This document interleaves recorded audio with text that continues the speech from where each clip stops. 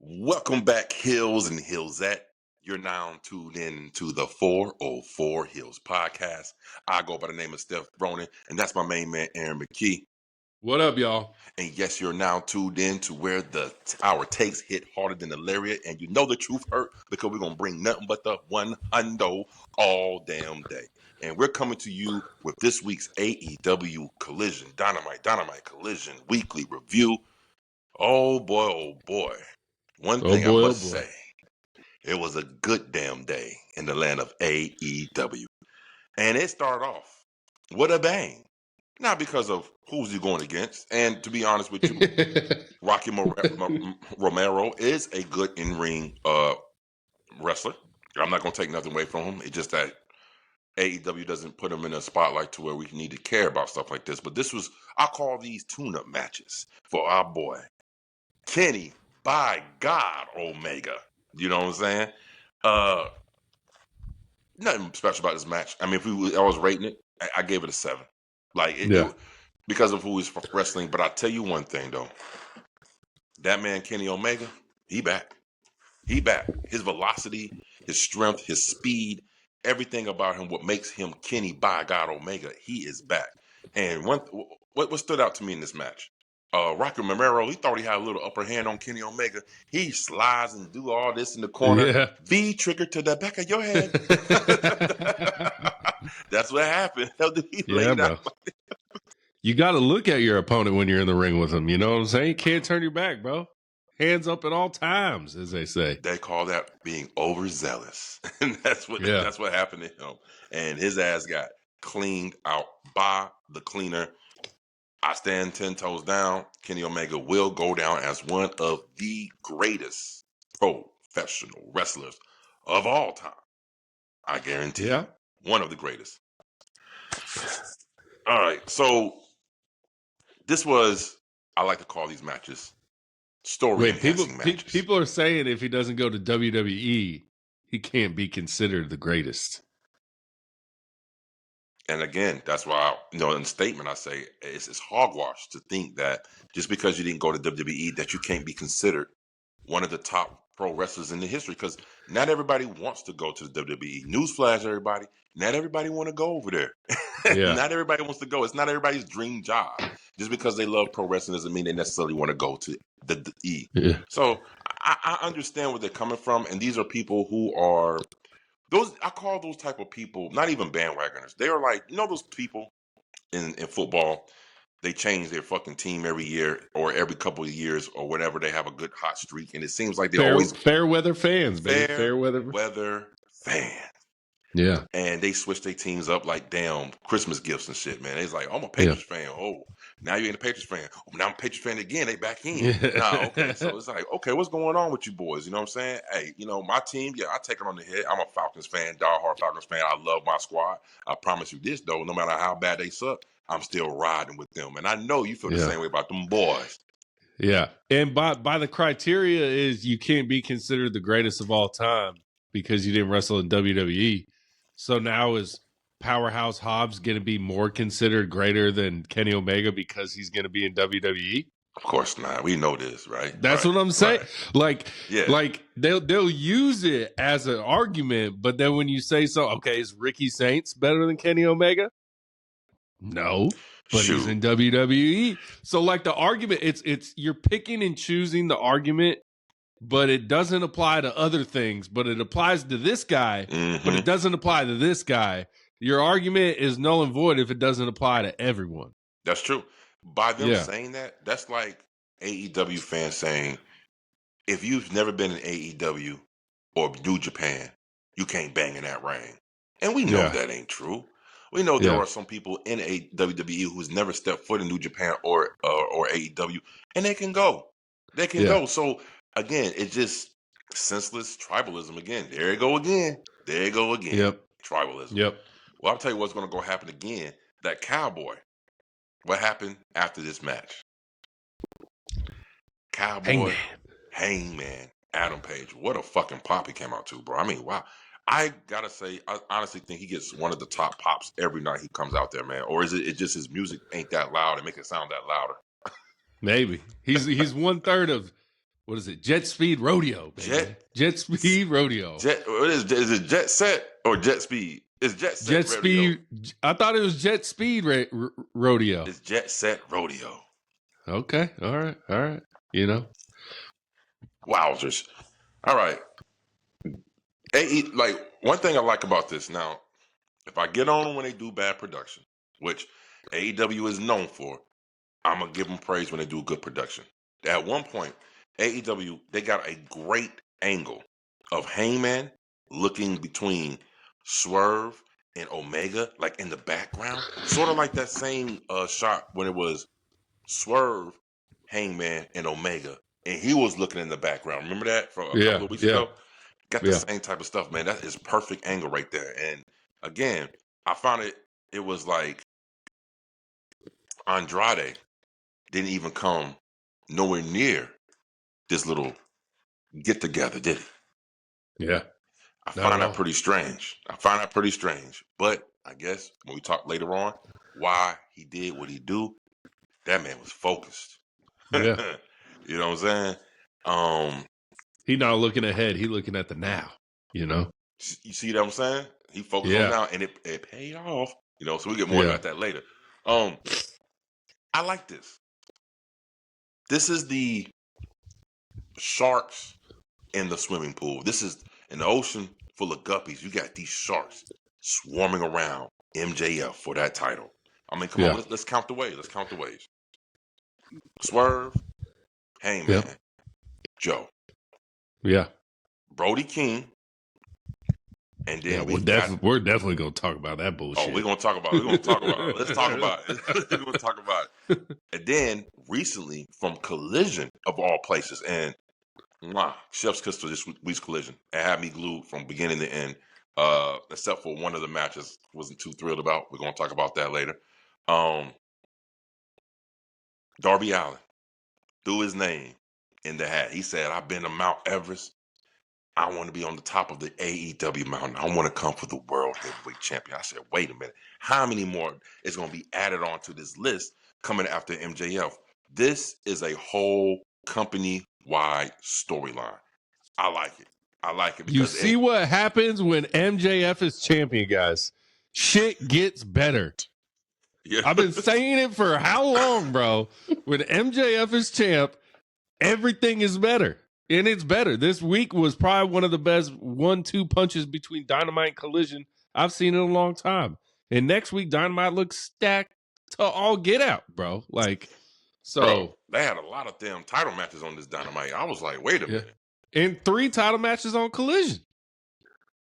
Right? Was it 3? It was 3. It was 3. Yeah. It was 3. Yeah, one really didn't count, but Okada, that one really didn't count. We knew it was a title match. I don't know what that was all about, bro. What was that all about? It was a title match, but it didn't count. Yeah, it don't really count. Who? What? And that's my thing with these what are they called? Where you beat the champ, you get a face the champ? Eliminator matches. Eliminator matches. Yeah. So this person has to do an eliminator match to get a title shot. Like Brody King's going to have next week on Dynamite. Brody King's an established star, not superstar, but established star. But then all of a sudden, Okada just gives this man a title shot and you don't got to do an eliminator match. That's why I don't like the eliminator match booking, because it makes no sense. It's just another way to have them fight for the belt every time. Mm-hmm. Back in the old days, back when Hulk Hogan had that WCW belt, I believe he wrestled for the belt every time he wrestled. Right. You know what I'm saying? So if that's the one thing, if I was booking AEW, I'm getting rid of the eliminator matches instantly, bro. Like I said before, I don't mind them. I think there are great ways to display talent, like close but no cigar type of thing, and can actually start looking at the star in a different light instead of just a mid carder or upper mid carder. You can say, oh, he actually he took the champ to his limit. So when they challenge again for the belt, or whenever they do come down the line, it's not more of those squash match or he's going to lose or she's going to lose. It's going to be more like last time they fought, took them to the limit. That's prime example. I'll give you an example. Next time Athena and Mercedes Moné fight, I don't even know who's going to win that match. Now, we can say Mercedes Moné because who she is, but the way Athena took her to the limit and damn near beat her the first time they wrestled months ago, that puts that doubt in my mind. And I think this is what Tony Khan does with his booking. He wants to put doubt in your mind. Because let me go ahead and say right now, 2026, 2025, the most unpredictable booker in the game is Tony Khan. Yeah. Because he did something on Dynamite. I was like, wait a minute, what? But if you get rid of the Eliminator match and just have Athena and Mercedes Moné wrestle for the TBS Championship right then and there, she still took her to limit. You still don't know what's going to happen next time they face off. Like, you get the same outcome you're talking about with the eliminator matches. You just don't have to have an elimination match. Just have it for the belt. Damn, you got close. That makes me want to give you another shot because you were close to the title. If I beat you in an eliminator match, I'm just like, bitch, you lost the eliminator match. You ain't never getting a shot at the title. Right. While she has it. But yeah, the one thing that you have right, but also half wrong, because it's putting that doubt into the viewer's mind. You see what I'm saying? If it was just a regular match, it's like, oh, okay, it was nothing. But knowing that there's something at stake here, and they pushed them to the limit. Put the belt on the line. Put the belt on the line. It doesn't need to always be on the line all the time. Put that shit on. You wear the belt. Put that shit online. Put that shit on the line, bro. I'm telling. Look, MJF. He put the belt on his first match. Put the belt on the line against what? Bandito, right? Bandito. Well, that's because Bandito had the ring. He won the diamond ring. The second winner all time besides MJF. Oh, MJF won all of them. Yeah. He won all 6 of them. Yeah. But that's what I'm saying. It's the doubt in the mind. Details. And this is what AEW is about. If you sleep, if you blink one time or you take a sneeze, a chew, you're going to miss a lot of motherfucking things, if I'm telling you. Now, I'm going to tell you something that didn't miss. This damn Continental Classic Eliminator match, championship with John Moxley versus Ace Austin. Ace Austin, bro. Future superstar, bro. Jesus Christ. Okay, go ahead. Speak on it then. I feel some tingle in your loins. Speak on it. I just saw him in TNA when they were here in Atlanta Center Stage. I was like, that's the one person that stood out, you know? Right. Besides all the people you know, the Hardys were there, obviously, you know, stuff like Mike Santana. You kind of know him if you loosely follow TNA, all that stuff. Yeah, but Ace Austin, I was like, never heard of this guy. Saw him at TNA. I was like, damn, this guy's good as hell, bro. He's got a good gimmick, got the look, got the moves, got everything, bro. I like it. He's on it, bro. I like Ace Austin. You know what I'm saying? So, I did watch a little bit of his matches in TNA here and there, like I said, because I used to I still record some old TNA shit. And I peeped in with him a couple of times, only because I know he was part of the Bullet Club with Chris Bay, the wrestler who almost got paralyzed in the TNA ring. But he's good now. You know what I'm saying? Good recovery, bro. That was a blessing right there. But yeah, Ace Austin got all the moves and the tools to take it to a whole nother level. You know what I'm saying? Yeah. How about that cutter from Moxley? Usually, see, listen, I try to tell people this shit, and no one don't want to listen to me. I said the way DDP and Randall's does their cutters, totally different. And when Moxley does his cutter, it looks eerily similar to DDP when he does it all the time. The diamond cutter. Bang. Yeah. But this one looked like Randall's because that joint came out of nowhere. Yeah. You know what I'm saying? He knocked it out the park, man. This was great stuff. Great match. 8. Just an 8. You know what I'm saying? Nothing too spectacular, but it wasn't bad. It was a good match to display Ace Austin. Of course, I didn't think he was gonna beat Moxley because right now they got Moxley propped up to be, I don't know. Moxley holding that motherfucker to at least next year's Continental Classic. He holding that Continental Championship like he held that damn World Championship. Yeah. he's gonna hold it. At least they ain't got to lock in the briefcase this time. Yeah. You know at least he's showing it off. You know? But man, this was a great match. I just would like to see more aggressiveness from Ace Austin. If Ace Austin get that little chip on his shoulder, you know what I'm saying? He's a little bit too bubbly for me. You know what I'm saying? You understand what I'm saying? Yeah. A little bit too bubbly for my liking. I love the little touch that every time Moxley has a match, Renee Paquette seems to be doing some ringside commentary or something. before the match talking, and Mox walks right by her, man. I want to see Moxley do one or two things. Next time Renee Paquette was outside, he needed to walk give her the cutter. Give her the cutter. Nah, just smack on the ass. Just smack on the ass and walk past. Let her go. Ooh, you know what I'm saying? Yeah. Or if she has a hat on and one of the fans take the hat, y'all better run for the hills. Yeah. Remember that time Beth Phoenix and Edge was coming to the ring, kept like slapping her on the ass, and Beth Phoenix was like, "Boy, stop!" Like, yeah, she did. Motherfucker, stop! She's like, "Stop!" They know we're married. They get it. Yeah. Stop. That was good stuff, man. Tell me why during the aftermatch of this, Moxley wins. Who comes to the ring and start trying to bring some of that pain? The Don Callis family, right? Yeah.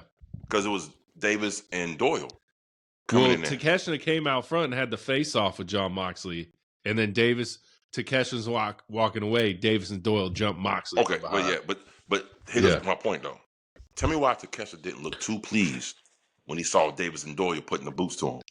Because he don't need his lackeys doing his heavy lifting. He'll do the heavy lifting himself, bro. Lackeys, bro. Straight lackeys. Oh shit. Let me ask you this question: the Takeshita, Okada, Takeshita, Don Callis family, is it taking a little bit too damn long, or do you think it's going right the same amount of pace? I mean, I don't because now Takeshita seems he wants a feud with John Moxley instead of Okada, which is what we want. So he has his eyes on the Continental Championship. Yeah. And his lackeys come out, and I'll say lackeys because FTR, best tag team in the world, not them saying it. Other people are saying it. Sports Illustrated saying it. But I mean, these guys, it was an okay match with FTR, but that was one of my least enjoyable FTR matches, and it's not because of FTR, it's because Davis and Doyle. Yeah, Doyle got injured.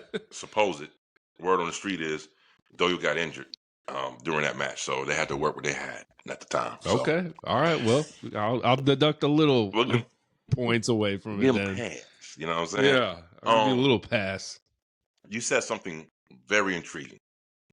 You said that it looks like Takeshita wants to face off with John Moxley for the Continental Championship, and then you said, but at the same time, we have this Okada thing going on. Yeah, I love it. I'm gonna tell you why. What better way to ramp up the feud between Okada and Takeshita when he and John Moxley go at it for the title, and Okada cost him to win. But you can't interfere in a Continental match, bro. You can't. Exactly. So they're gonna break that rule. No. As soon as he's coming out, I'm telling you, he's before the match. He's gonna the whole match gonna be thrown out because he's even coming out, and he's gonna say, "I tried to come and show support. I'm sorry, bitch." You know what I'm saying? That's what he's gonna do, bro. And this is what I'm saying. This is gonna ramp up what is gonna happen, bro. And I don't even think it's gonna be for the championship. It could be for the championship to make it more interesting, but I think it might be just an eliminator match, and he cost him the eliminator match.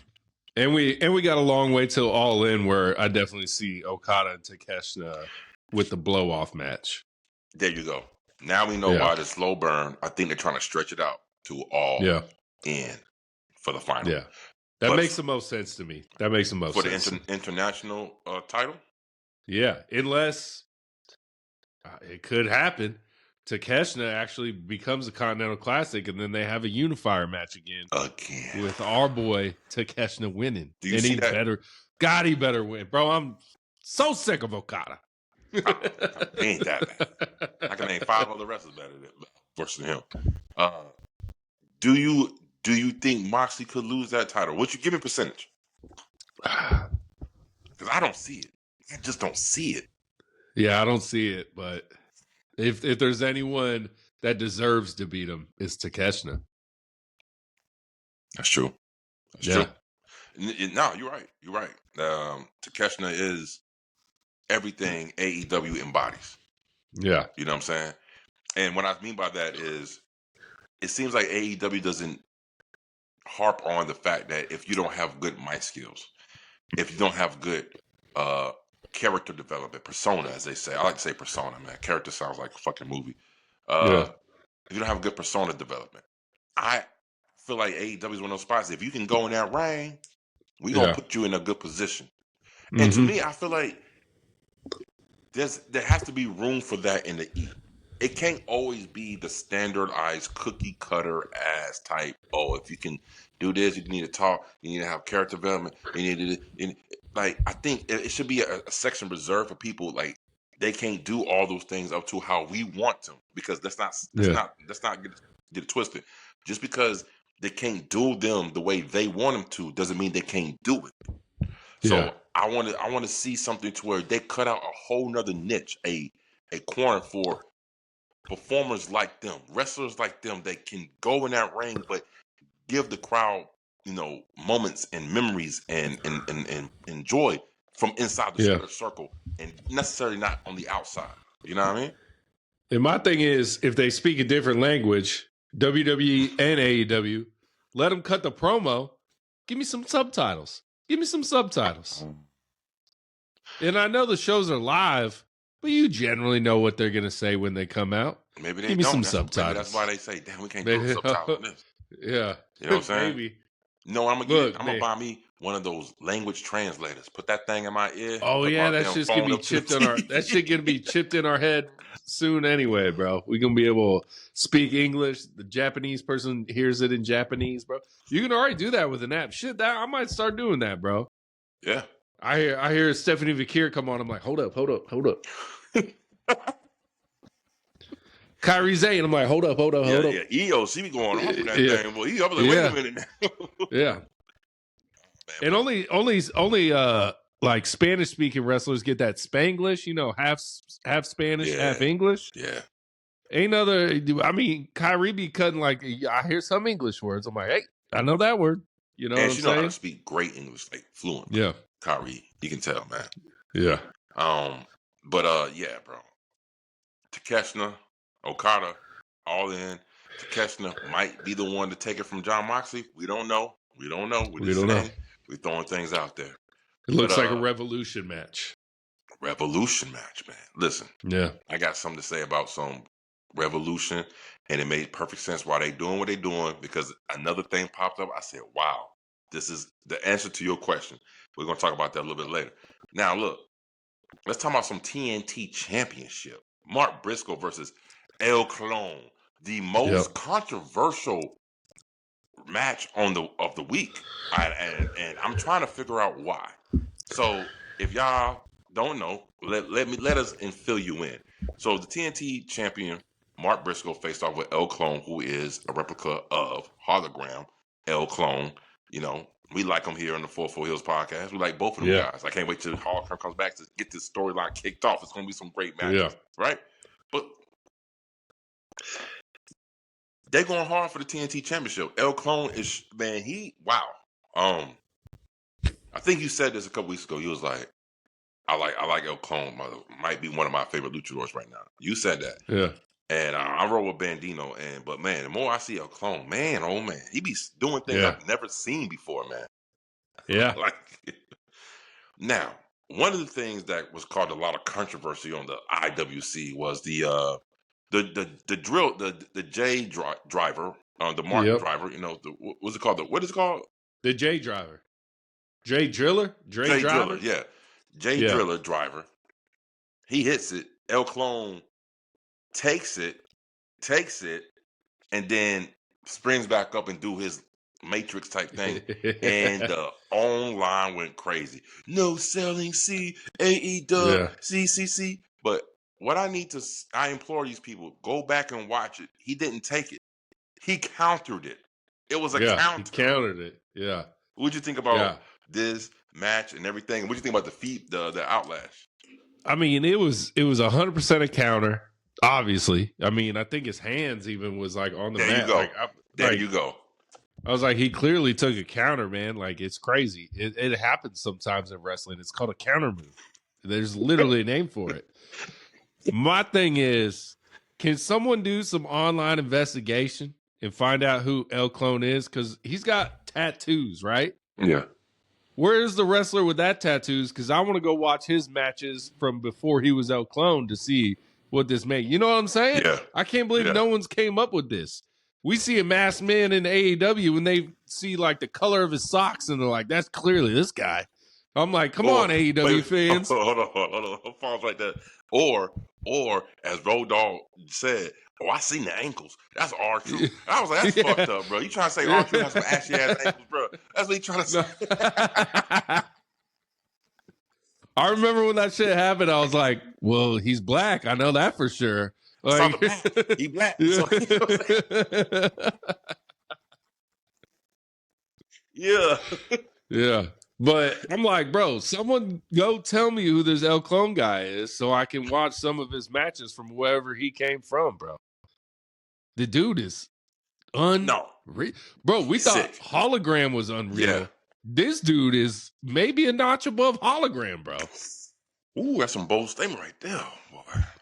And in the two matches, bro. Every time I see El Clone, I'm like, never seen that in wrestling before. That's true. Never seen that in wrestling before. I said that 2 times during his 2 matches. Yeah. I've never seen that before. I was like, what the fuck was that? And again, I am a little bit biased. I am biased when it comes to people who show me something I've never seen before, like in wrestling. Because I think we've seen it all, right? And then when you show us something innovative, I'm like, what? This dude might be one of my faves right now. But let's just go talk about this match, man. Let's give this match justice due because this was a great match.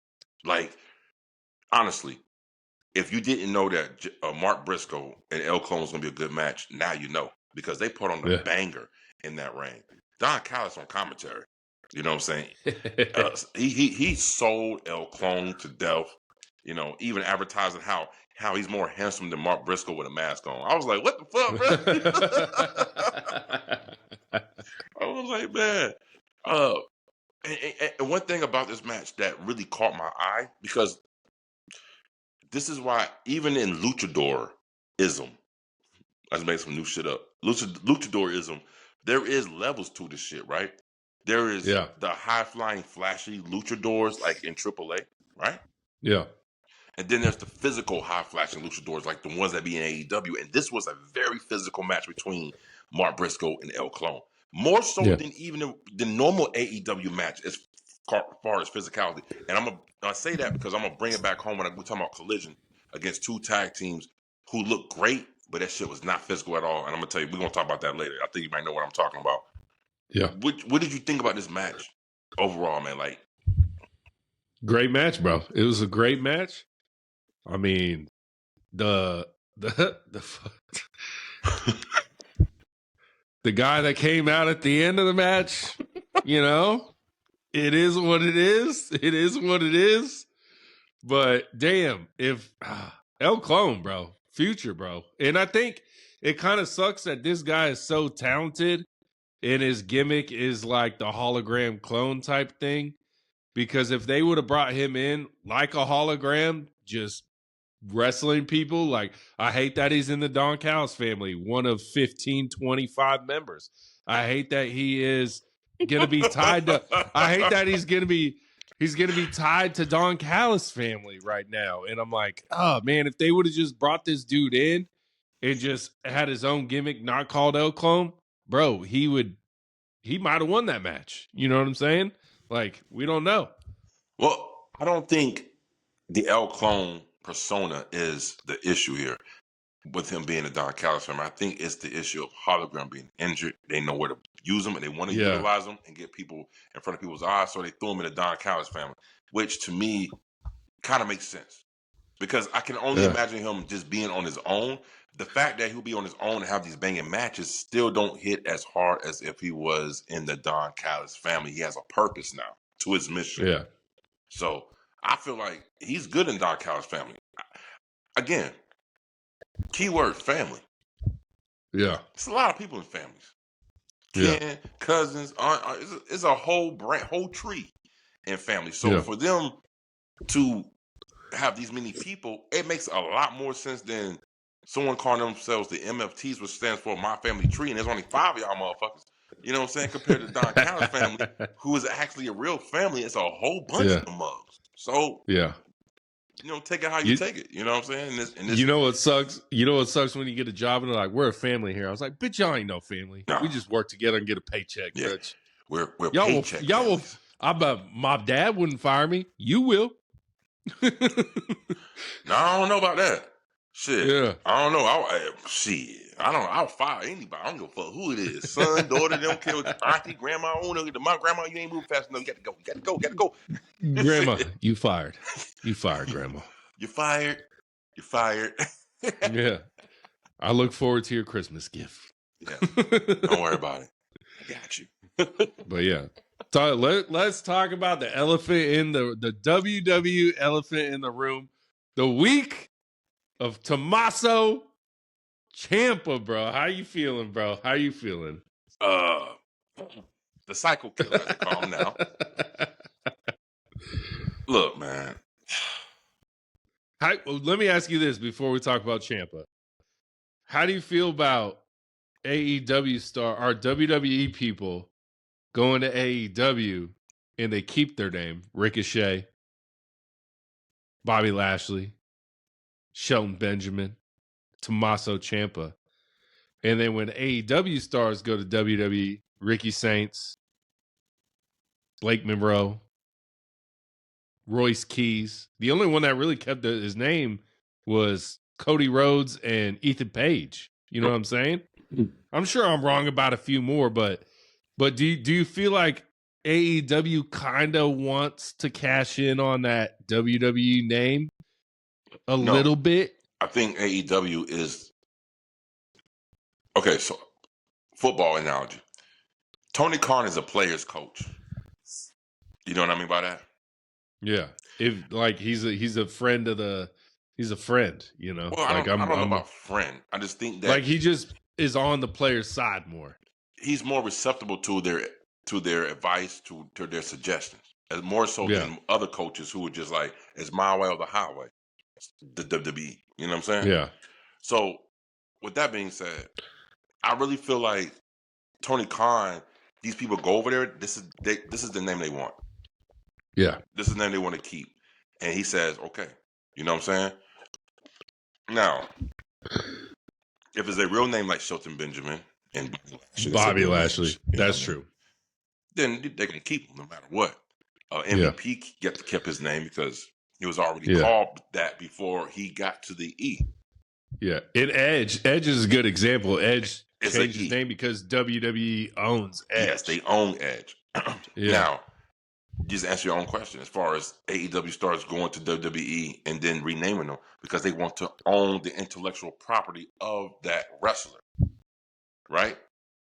So that makes sense. Yeah. Let's say 10 years from now, Royce Keys decide to go back to AEW, but then come out with a new video game, and Royce Keys was in a very predominant storyline at the time. Within 10 years, they want to live that storyline. It's only Royce Keys. Ain't gonna be Powerhouse Hobbs. It's gonna look like him. Yeah. It's gonna sound like him, but ain't gonna be him. You know what I'm saying? And they don't have to cut a check to Royce Keys for that because it's Royce Keys. Yeah. So it's a business thing, you know? Yeah. The E is all business, so I understand. I overstand. Matter of fact. Yeah. I don't agree with it though. I really don't. Yeah. There was one thing in the men's rumble. I know you haven't watched it yet, but you'll see it. You'll know what we're talking. When I said you'll see it, you'll be like, I was like, oh shit, and then something happens. You'll see. Okay. You'll see. Okay. little teaser, little appetizer. Yeah. I feel you. Yeah. I feel you. But Tommaso Ciampa, bro. Tommaso Ciampa. Kiss. Crowd popped. No, wait, hold on. It was crazy. Wait a minute. Let's rewind for a little bit, bro. When they popped up to the high heavens, but see, the pop came exactly how they presented him, right? So his music hits. There was a pop for music. It's new music. We don't know who it is, right? And then you see Tommaso Ciampa, Psycho Killer. They get loud.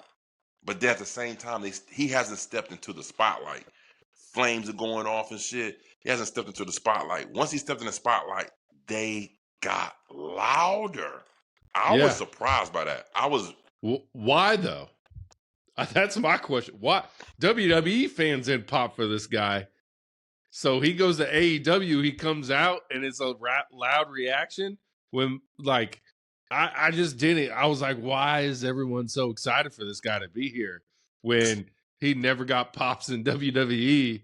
I don't get it. I was just confused, bro. Hey, look, I was with you at first. I was confused too. I was like, I was confused. I was not feeling the DIY or anything, my man. And No. I did, and to his credit, I didn't watch the Black and Gold era when he ran that division. I didn't see it, so I can't base anything off of what I seen on the main roster, and it was boo boo. You know what I'm saying? Yeah. So, but I did some research. And I did find out that he did a short stint in ROH before he got signed to NXT. So the AEW are real pro wrestling fans, and they remember him, and they like, yo, this dude was held under a thumb in the E because of the glass ceiling, you know, and they expect him to do better things. So, and we're gonna talk more about that later because I got some other things we're gonna talk about. We're gonna mosey right along. You know what I'm saying? But one thing it threw me off here, man. The Psycho Killer comes in the ring. The Psycho Killer. That's a hardcore ass name, right? Yeah. Mark Briscoe cut a riveting nice Mark Briscoe promo only as Mark Briscoe can cut and talk about anybody want to challenge me for this TNT title on Collision, step up to the plate. And that's when he comes out, right? Yeah. But what does he do? Does he look him to the eye? Does he headbutt him? Does he strike him? Nah. He kisses him on the cheek for some early mind games. That kind of threw me off right there, bro. I ain't gonna front. I was like, I don't know if I'll do that, bro. I don't know if I'll do that. My first debut, I'm kissing men on the cheeks. I don't know. Yeah. I don't know if I'm gonna do that, bro. Especially if my nickname is Psycho Killer. Exactly. I'm not kissing. Yeah. Exactly. Psycho Killer. Wait a minute now. That boy kissing men on the cheeks named Psycho Killer. What he killing? All right, we're gonna move on though. We're gonna move on to the Brody King.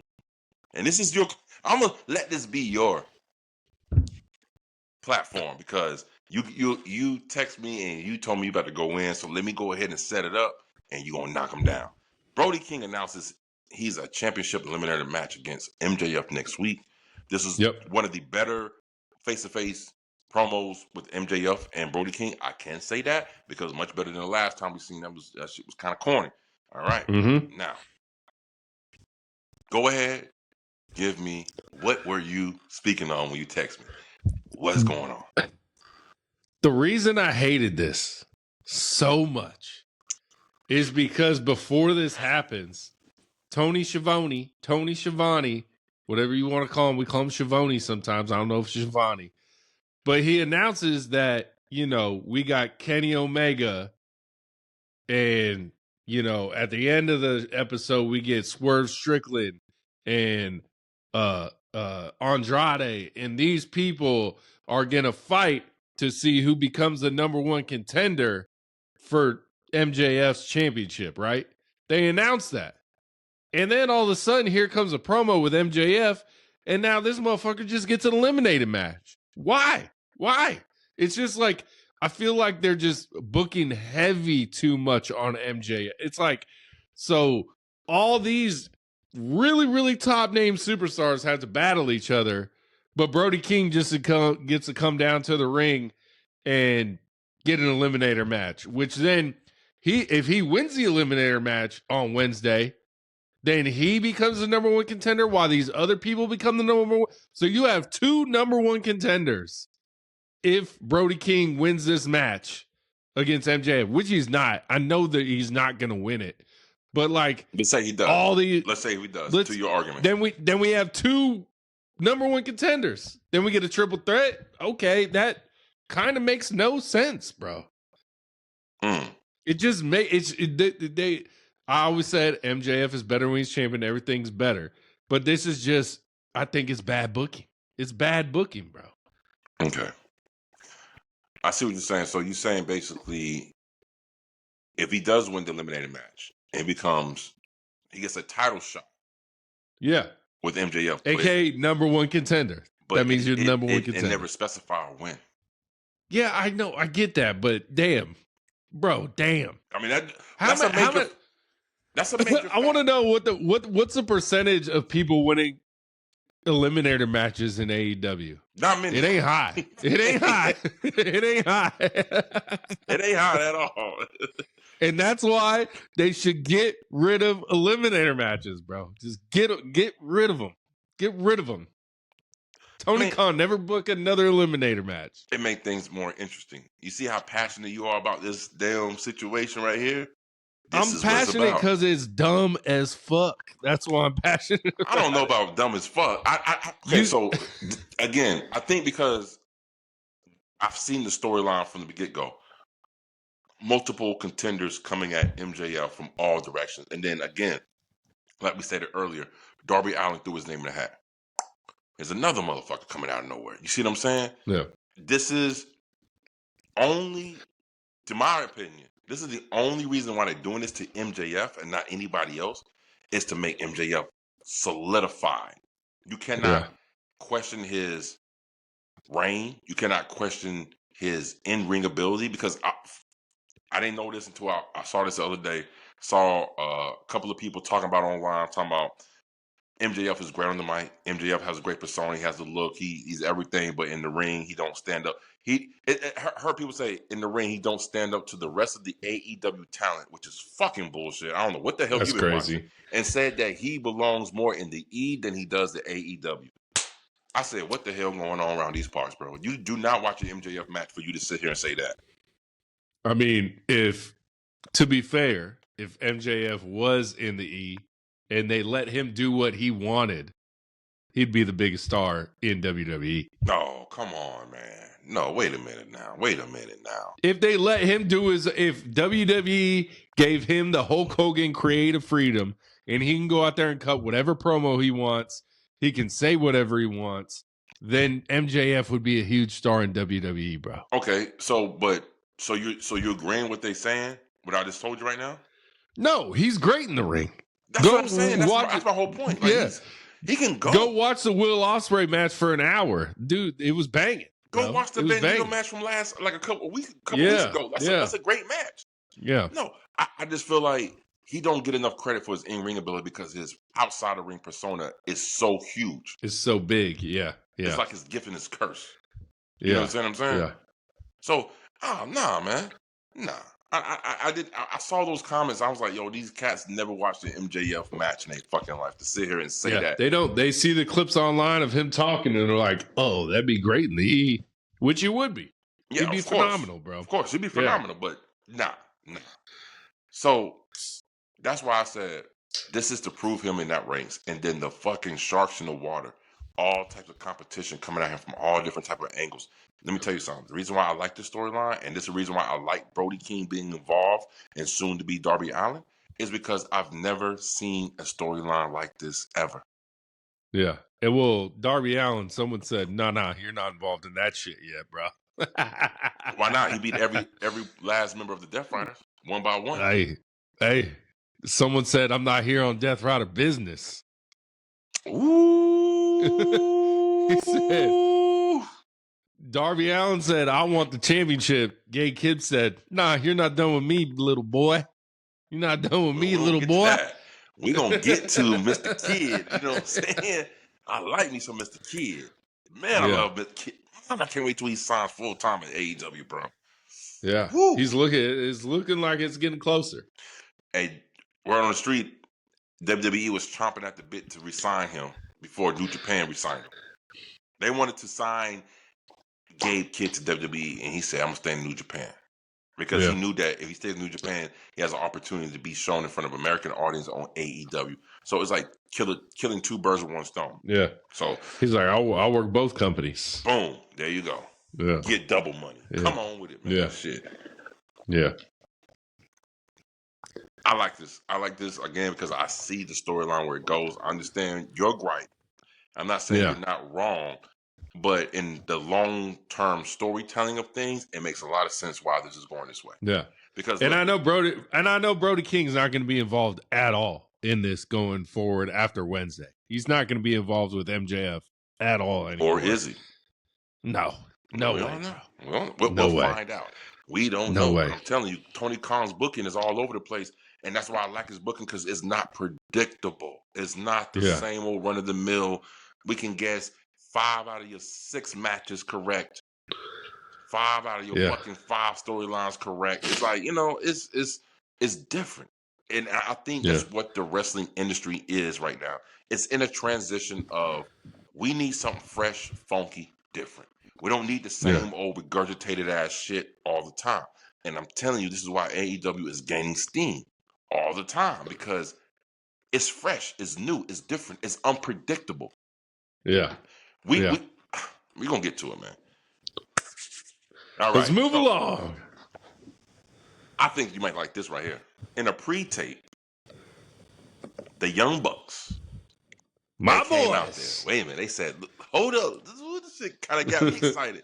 The motherfuckers say, the stragglers are back. The colors are back. We back. And we challenge. The Super Kick Party. The Super Kick Party.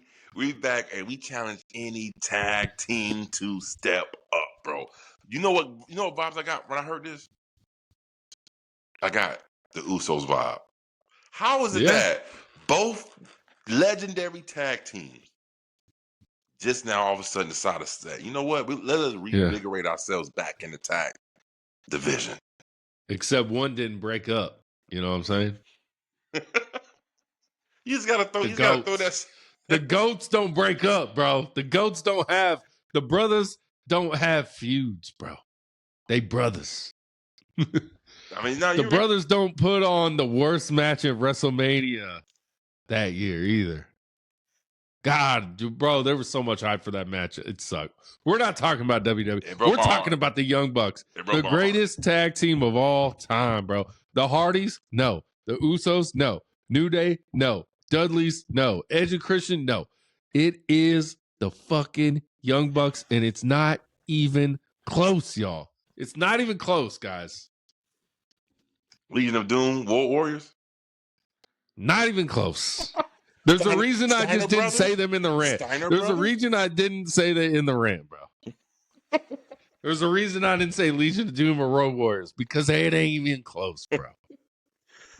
I can't argue that, bro. I really can't. Road Warriors couldn't even wrestle the Young Bucks right now. They wouldn't know what to do, bro. Damn. Bro, I'm sorry. I'm a stand on this hill that wrestling and pro sports just get better over time. You just have to deal with it. Or the game just changes. Yeah. Put Megatron in the 80s. Calvin Johnson, put him in the 80s. This man is getting 300 yards a game, bro. Stop. Stop. But like I said, maybe the game just changes. Yeah, for the better. I don't know. I don't know for the better. I don't necessarily know about that. Definitely in football. For the better. For the better. I'm gonna tell you how that shit happened. I used to play this game called Madden. You can just knock motherfuckers' helmets off when you hit them too hard, and they get carted off the field with the damn ambulance. You can't even do that in new Madden no more because it's too violent. I don't know about better. Yeah. I don't know about better. But I tell you what, Young Bucks said they coming back, and they challenged all the tag teams in AEW.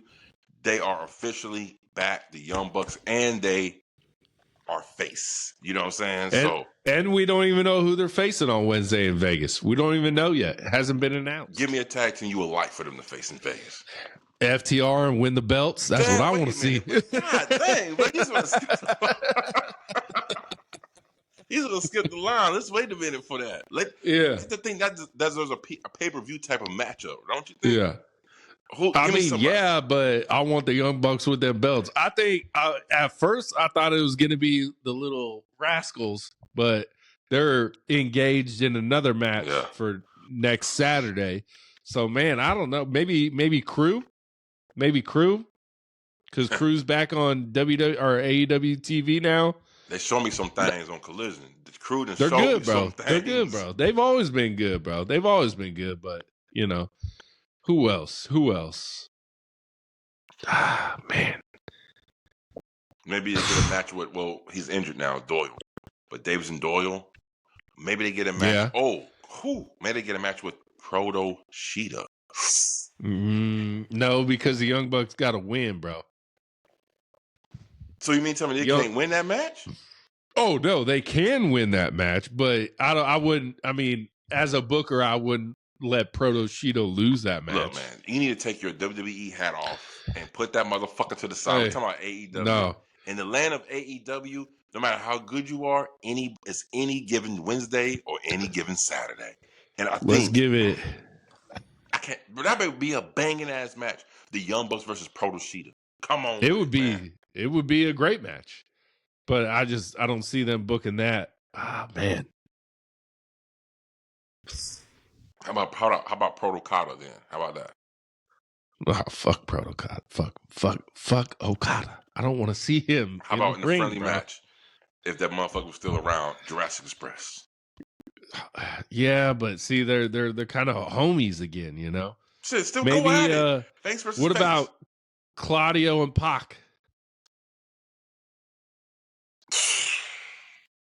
Boy, because John Moxley a face, but the Death Riders ain't a face. So I don't even know John Moxley face at this point. He a face, bro. Crowd loves him. Crowd loves him. They'll probably be in a fucking squash match, honestly, bro. What if the Young Bucks get the return of the Acclaimed? I wouldn't mind seeing that. I wouldn't mind seeing that, bro. Man, bro, it's infinite possibilities in the AEW landscape, man. Bro, did we ever talk about the Acclaimed AEW post where they were backstage setting up and stuff? Yeah, bro. No, we never talked about that, bro. Bro, that shit was so funny, bro. Max Caster kept making gay jokes and stuff. Bro, it was so funny, bro. Yo, man. It's a matter of when, not if. I don't know when it's going to happen, but it's going to happen. It's going to happen big, and they're going to get a huge pop when they finally do this for the first time in years. You know what I'm saying? Yeah. This is great stuff, man. One thing that did you see the segment backstage after they showed the Young Bucks, you know, they coming back for the tags? Kyle Fletcher was backstage, right? Who come up to him? Okada. Give it that half-ass, fake-ass apology from what happened on World's End with the screwdriver. He took it and shit. What'd you think about this right here, man? It was good. It's just building the tension between these three guys, and it seems like Takeshita and Kyle Fletcher are on this side, and Okada or Don Callis is choosing Okada. Speaking of which, Takeshita comes up to Kyle Fletcher afterwards and say, "You apologize?" I think a little bromance is going on here. I think we're going to get Fletcher, Takeshita, Okada in a triangle bromance with Fletcher have to pick who he wants. Yeah. And we see it all the time in wrestling. This is what wrestling is, right? If they include Fletcher within this feud between Okada and Takeshita, oh my God. Like, what else can you get? Like, it's like Christmas all over again in these worlds. Yeah. You know what I'm saying? This is juicy, good material. It's not overly produced. It's not overly hyped. It's not overly, intentionalized. You know, it's they going about it just nonchalant way. And if you don't pay attention, you're going to miss a lot of things. One of the reasons why I like the way AEW books certain things. I like how they booking this, man. It's not overly. We don't have 14 different promo packages about what happened up to this point with Okada and Fletcher and shit, bro. You know what I'm saying? It's just, you got to keep up. If you watch the product, keep up. If you don't, go research the motherfucker yourself, because they're not going to always show you recaps. Yeah. And that is a positive of not being able to watch WWE live, because I can fast forward that recap shit, bro. You ain't telling no lies on that shit, bro. Saturday night main event on Monday Night Raw, they do a whole recap. Thursday or Friday on SmackDown, they do a whole recap again. I'm like, bro, I watched it. I'm good. Again, they want them casual viewers. That's what they want. Yeah.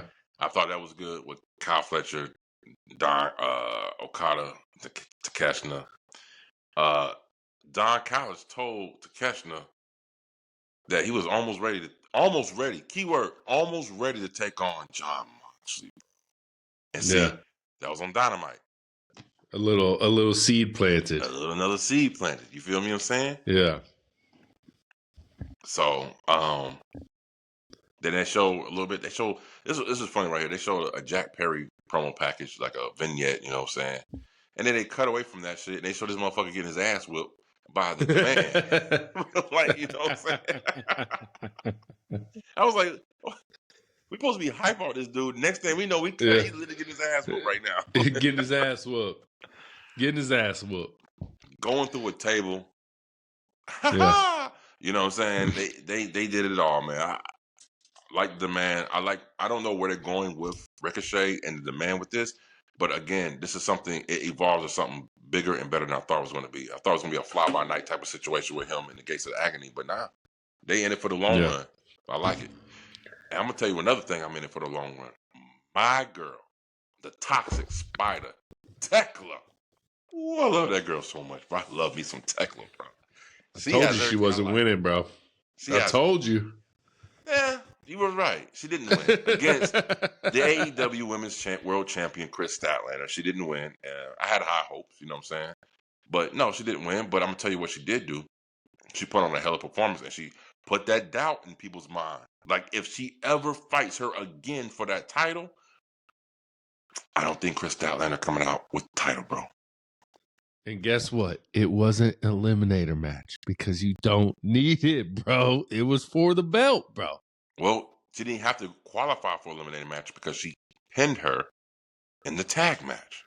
See, that's what I like about it, bro. If you pin the champion, no matter what kind of match it is, in a tag match, it doesn't matter. You still pin the champion. You don't need an eliminator match. But if you want to be in contention for the title, well, then prove you can even stand toe-to-toe and beat me, and then I might put you in the ranks. I like it, man. Get rid of the eliminator matches. Aaron don't like the eliminator matches. I love the eliminator matches. I'm going to make a shirt. I'm going to make a shirt to the next AEW fucking show we go to. 404 Heels, get rid of the elimination match, bro. I like it, man. This was Chef's Kiss. Another great match between Chris Statlander and Tekla. Tekla is showing, man, she is now. I can see why the E wanted her. You know, there was a bidding war, not bidding war, just more of a trying to entice her to come over this side more than this side. And WWE, they was really after Tekla. They wanted Tekla. Yeah, they're like, come over here, we'll put you in NXT. Right. I know you've been wrestling your whole life, but we'll put you in NXT. With all these college athletes that have been wrestling for a year. Come on over, girl. and then when you get to the main roster, we'll put you in catering. You'll be in catering. That's what you be, in catering. When you get to the main roster, we'll have Jade Cargill beat the brakes off you. And even though you're a better wrestler. And then stand in your face and say, I'm that bitch. That's how you gonna do. Goddamn. Oh man, that's what they gonna do. I'm that bitch. I'm so glad Jordan Grace hit her before she said I'm that, and then hit her right before that. Thank you, Jordan. Thank you, Jordan Grace. Shit, man. But man, of course, you know, Chris Statlander win, and you know who comes after. You know, Sister Sin gonna come out there and do their thing. Baszler Ralph come out there and interfere because they got a match set up for Collision. Baszler Ralph versus Sister Sin. One of the most disappointing matches of the week for me. I'm gonna tell you why when we talk about it later. We're gonna talk about that later. We're gonna talk about it. We're gonna talk about it. Now, World Tag Team Championship match: FTR versus Mark Davis and Jake Doyle. I gave this match like an 8 because it was decent and it was good. It was a clash of styles. But again, when I found out that Jake Doyle got hurt in the middle of the match, that's why you gave it an 8 because you felt bad. That was a sympathy. No, bro. I gave it an 8 before I found out he got hurt because I had high expectations for this match. To be honest with you. But when I found out he got hurt, I was like, "Ooh." That explains why it kind of just it started it fell down. That motherfucker just like a slinky. They slinky down the steps on that motherfucker on the edge of this match, bro. Yeah. So, give me your thoughts on this match, Ooh. It was the worst FTR match I've seen since watching AEW, bro. I was like, it's. I didn't care. I knew I didn't care.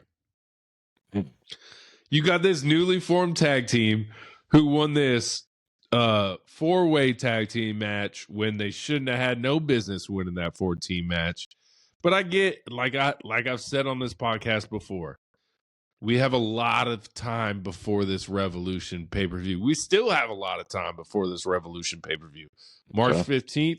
So they gotta, fill in the gaps. We gotta wait a little bit before we get the main storyline of who FTR is facing at Revolution, and it better be the Young Bucks. But you know what I'm saying? But we'll see. I mean, that makes the most sense to me. Bro. Look, I'm not gonna say you lie, but we're gonna see. We're gonna see. Yeah. All right. But, so obviously FTR wins 1, 2, 3. Yeah. Mark Davis and Jake Dawes. We'll see what happens, man. I don't know what the injury is for Jake Dawes, but I hope he has a speedy recovery, because I do like brute tag teams in AEW, because not a lot of them. It makes them stand out even more. You know what I'm saying? Everybody can use the ropes and spring and got as athletic as hell. But man, ain't nothing wrong with a little just beat the shit out your ass. Just I ain't gotta jump nowhere. I'm just gonna mollywop you. Ain't nothing wrong with that. You know what I mean? Yeah. All right. Let's get to the main event on Dynamite. We're talking about that man, most dangerous, Swerve Strickland versus Andrade El Idolo. Boy. I'm going to tell you like this. I'm going to be honest. I wasn't expecting much from this match. But at the end, I said, this motherfucker put on the banger. This match was good as hell, and I was not expecting who the fuck won this match at the end of this match, bro. Most shocked I've ever been, bro. Most shocked I've ever been since started watching AEW. That was the most shocked I've ever been, bro. No, it didn't make me pop. It made me turn the TV off, bro. That's what it made me do. Really? Yeah, bro. My boy Swerve, bro. He had to go down. Swerve. He had to go down, bro. Swerve, bro. You can't have Andrade in this World Heavyweight Championship conversation about him beating somebody relevant. If he would have lost, just don't have him in the World Heavyweight Championship. No, you got it. It's the storyline. It's the storyline. Let me tell you something. Tony Khan is double downing on what Nick Khan tried to tell him. Check this out.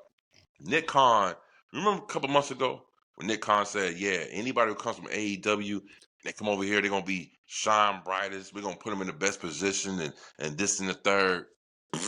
Hogwash, bro. That motherfucker ain't doing none of that shit. But guess who's actually doing it? Tony Khan. You hear me? Tony Khan. And for Andrade to come back and beat Swerve Strickland, one of the pillars of AEW, bro, and in a convincing fashion too. No cheating, bro. Come on, man. Look, come on, man. If he didn't show up at AEW and then get that whole controversy, he shouldn't have been in AEW when he first showed up in Don Callis family. If he would have just showed up and was a weekly person on AEW, he wouldn't be in the title contention right now, bro.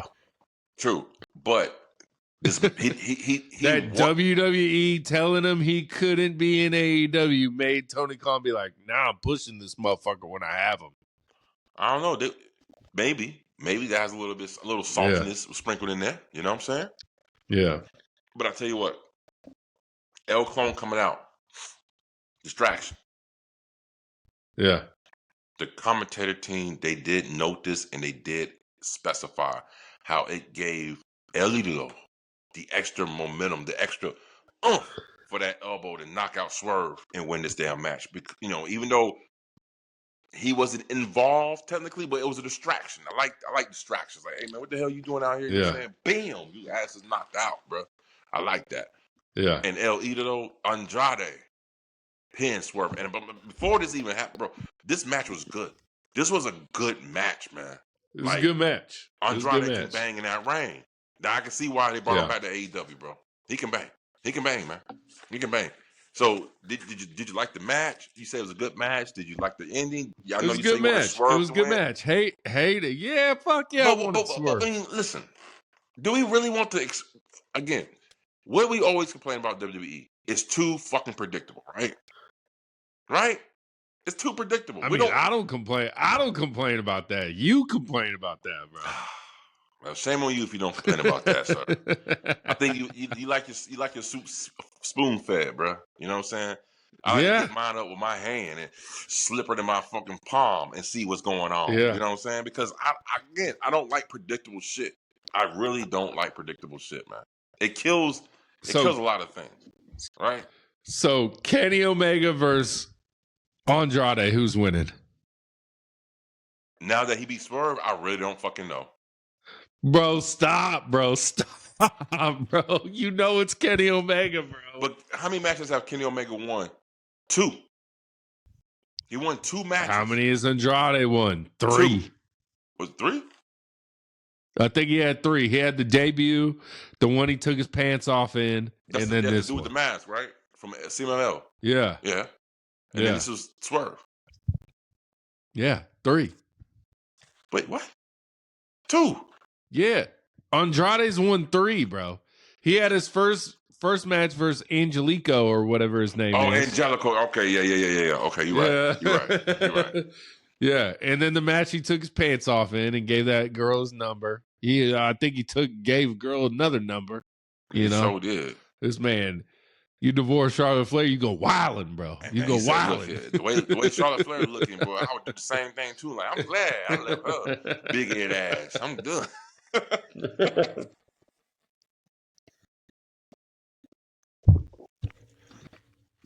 But it's Andrade, right? He's a major player. Bro. It didn't work the first time. Let's reboot it. But hey, that's what WWE all the time do. They reboot motherfuckers. We'll see how this I mean, he's going against what? Kenny Omega now? Good luck. I don't even know who's gonna win this match, bro. Because it's to the point to where Kenny Omega, bro. Well, wait, if Kenny wins, that's something that we expect, right? But if Andrade wins again for the second week with like an upset, bro, that's good booking. I'm gonna give you what you don't expect. Yeah, remember, AEW's on DraftKings. Motherfuckers probably lost a lot of money against Swerve and Andrade. That's so crazy that wrestling is on betting sites. That is insane to me, bro. No, if I would bet on WWE, I'd be predetermined, bro. Shit, because all that shit, bro. If I'm a booker, my wife's winning $1 million every PLE. Who's gonna win? Unless they motherfuckers change that shit last minute, bro. Yeah, John Cena's losing to a tap out to Gunther. By the way, 500 on the tap out. That's what he's doing. Yeah. I don't know. Would you rate this episode of Dynamite? Great episode to me. It was great. It was great. I was thoroughly entertained, bro. I was thoroughly entertained. I give it, 9 out of 10. 9 out of 10, bro. It's good, man. I give the same thing. It was a good episode of Dynamite. Yeah. It kept me very intrigued the whole time because it seems like all the storylines were intertwined with each other the whole from start show. That is one thing I don't think AEW get a lot of credit for, of taking sub storylines and intertwining them into major storylines right before our fucking very eyes. And we don't really realize that because, again, when you grow up in the era that we grew up in, where AEW predominantly ran everything, you get conditioned into how they book. You get conditioned to how things are done and how it plays out. With AEW, you can't get conditioned because it's always on the fly. It's always unpredictable. And I appreciate shit like that, bro. It's a real art form, Shit. So let me ask you this, though.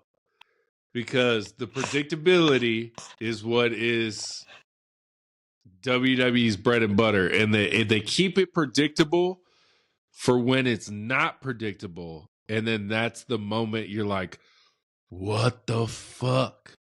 And in AEW, if they keep it unpredictable all the time, you don't get those huge what the fuck moments. You know what I'm saying? Does that make sense? You know what I'm saying? Like if you're always predictable, the second you're unpredictable, it's a bigger shock.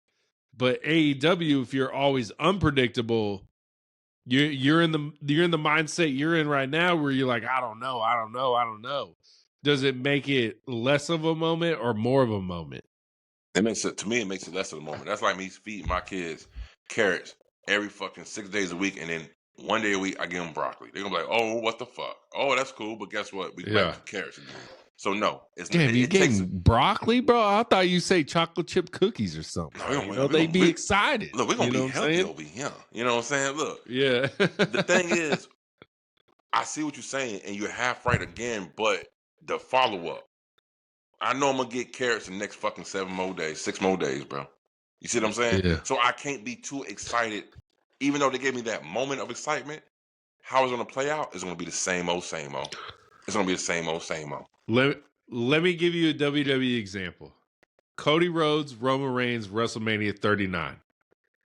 Everyone thought Cody was finishing his story, right? Everyone. He wins he comes back from the pec injury, wins the Rumble. Great build up to 39. One of the best build ups ever. Roman cooked that dude so many times, bro. It was a great build up. We thought Cody was winning at 39. He does not win at 39. And Vince may have had something to do with it. We don't know. But that moment was like so unpredictable because they did the predictable thing leading up to it. If they would have had like unpredictable moments the whole time going into that match, we'd be like, I don't know who the fuck's going to win this match. Like, you know what I'm saying? But like everyone was going for Cody. Then when we get to WrestleMania 40, we're like, man, this motherfucker could lose again, bro. And we were kind of in that mindset. No, bro, I was in that mindset at 40. I was like, Roman can win again, bro. No. But he did it. And that was another unpredictable moment, bro. Nah, ain't no way Come in on, hell bro. I went to WrestleMania 40 and thinking that Cody was not going to win. Bro, that whole shit was set up. The whole fucking year was for him to fucking win. At the same time, to build Roman's legacy. So was 39. 39. No, 39. Remember, Cody just came in what? 38. Right? And you ain't gonna get the title that quick. Coming straight from the AEW. You see what I'm saying? And it was Cody. Paul Heyman. At Cody, bro. And Paul Heyman and Roman Reigns went to Vince and said this ain't the time for him to drop the title. And they were right. That's a Paul Heyman call. He convinced Vince, don't do it. Because Vince wanted him to drop the title. Again, typical Vince fashion of predictable booking.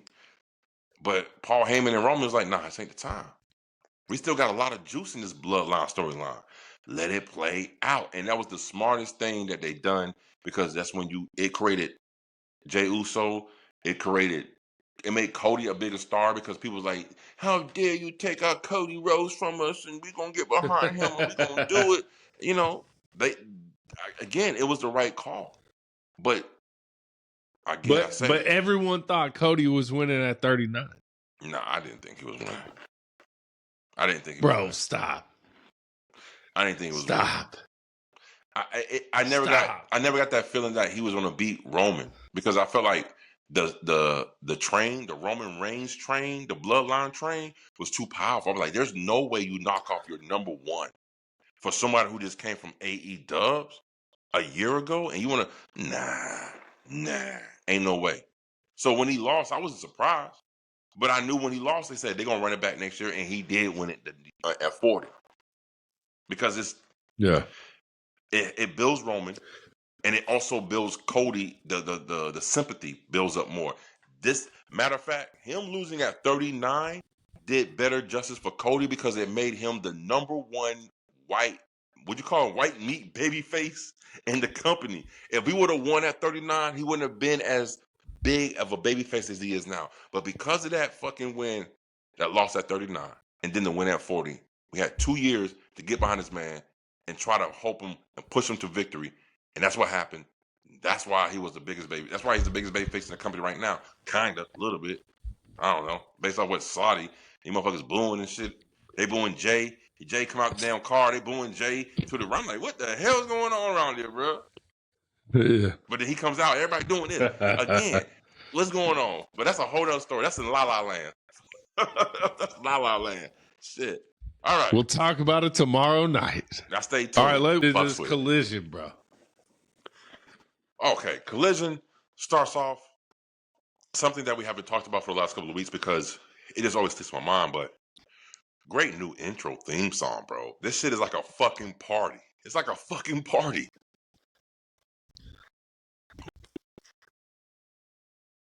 Like you about to say something? No, I'm good. Oh. No, I'm good. That shit was like I like the way that intro comes in. It's like a party. You know what I'm saying? Saturday from Elton John was dope. You know what I'm saying? It's something a little mainstream. But damn, this right here, this just sounds like we about to, you know what I'm saying? All right. Yeah. Let's go ahead and get into it. I talked about it before. I'm going to keep saying it. Darby Allin is an attraction. And I'm talking about Darby Allin versus Clark Connors. Boy. Yeah. This was the first time I've ever seen Clark Connors in action. And I'm glad I did because this guy can go in that ring. What did you feel about this Clark Connors? Pretty good, First bro. of all, 100 proof Clark Connors. I like that too. I like that nickname right there. Yeah. CC, as I like to call him. Is it both C Clark Connors? Yeah, CC. Mm-hmm. CC, bro. It was a great match. Great way to start. You start with a big baby face, Darby Allin's music hitting. He comes skateboarding in and just gets body checked, bro. Body checked. Bro, Darby Allin, or I'll say it again, bro. I like watching you wrestle. Be careful, bro. Be careful, man. This guy's insane, bro. This guy's insane, bro. He takes the nastiest bumps. He's 110 pounds soaking wet, bro. Yeah. You know what I'm saying? Like, be careful, bro. Be careful. Man, look, and another one of those bumps, you probably saw that. You speaking of, man. Darby Allin's on the top rope. Get his legs clipped. And the way how he falls this way, hits the side apron. I'm like, bro, like, either he's the most luckiest guy I've seen to where these things happen and nothing happens, or he's just such a master of his craft that he knows how to control his body in midair. Either one, it still is cause for this man to be an attraction. And he's definitely an attraction. Shout out to Killer Cross for going ahead and liking that post, the Darby Allin. He's the first like on that post, Darby Allin. He was an attraction for us. He's supporting his homeboy. You know what I mean? Killer Cross. Now come help your homeboy, bro. Come help your homeboy, Killer Cross. Come help your boy Darby out. But help your homies out. Come on the pod. You know what I'm saying? But matter of fact. And help Darby. Get your ass to AEW, Killer Cross. Get your ass to AEW. Bro. Come on, bro. Hey, man. That would be something else. We got some chumps like Tommaso Ciampa on this bitch. Let's get you in here, bro. We're going to talk about Tommaso later. We're going to talk about it. Because he was actually one of the highlights on the show for me. And he showed me something. I said, uh-oh. That is proving my point right. They're holding folks back in the ring. All right. So that's what they do. Let's talk about this right here. Darby Allin gets the win with the what? Scorpion Deathlock. And he had that thing wrenched back, pulled in, right? And here comes our guy, Gabe motherfucking Kidd, coming out there, bro. Jeez, bro. Listen, Oos. Something about Gabe Kidd, like, I fucking gravitated to this dude. He is like a English gangster dude, like an English street dude. Like, you think you're done? You think you're done with me, man? I'm not done with you. Come on. He takes the steps, the still steps. Have Darby, first of all, just to have the still steps on top of Darby's abdomen. It's a heavy ass steps anyway. And then he slowly, as he's cutting a promo, walks up each step. Like, and then the closer he gets to the top, the more pressure's putting on Darby's. I mean, go ahead, take the plate, man. This is good shit, man. I was surprised. Bro. It was so good. I'm surprised it was on fucking Collision. Yeah. I mean, everything this week on Collision, I was like, this is on Collision? This is crazy, bro. This is crazy. I was like, it was a great Collision. And maybe Tony Khan booked this Collision because it was going against, or it came on right after the Royal Rumble ended. Literally, I think the pre-show ended, or the post-show of Royal Rumble ends at 7.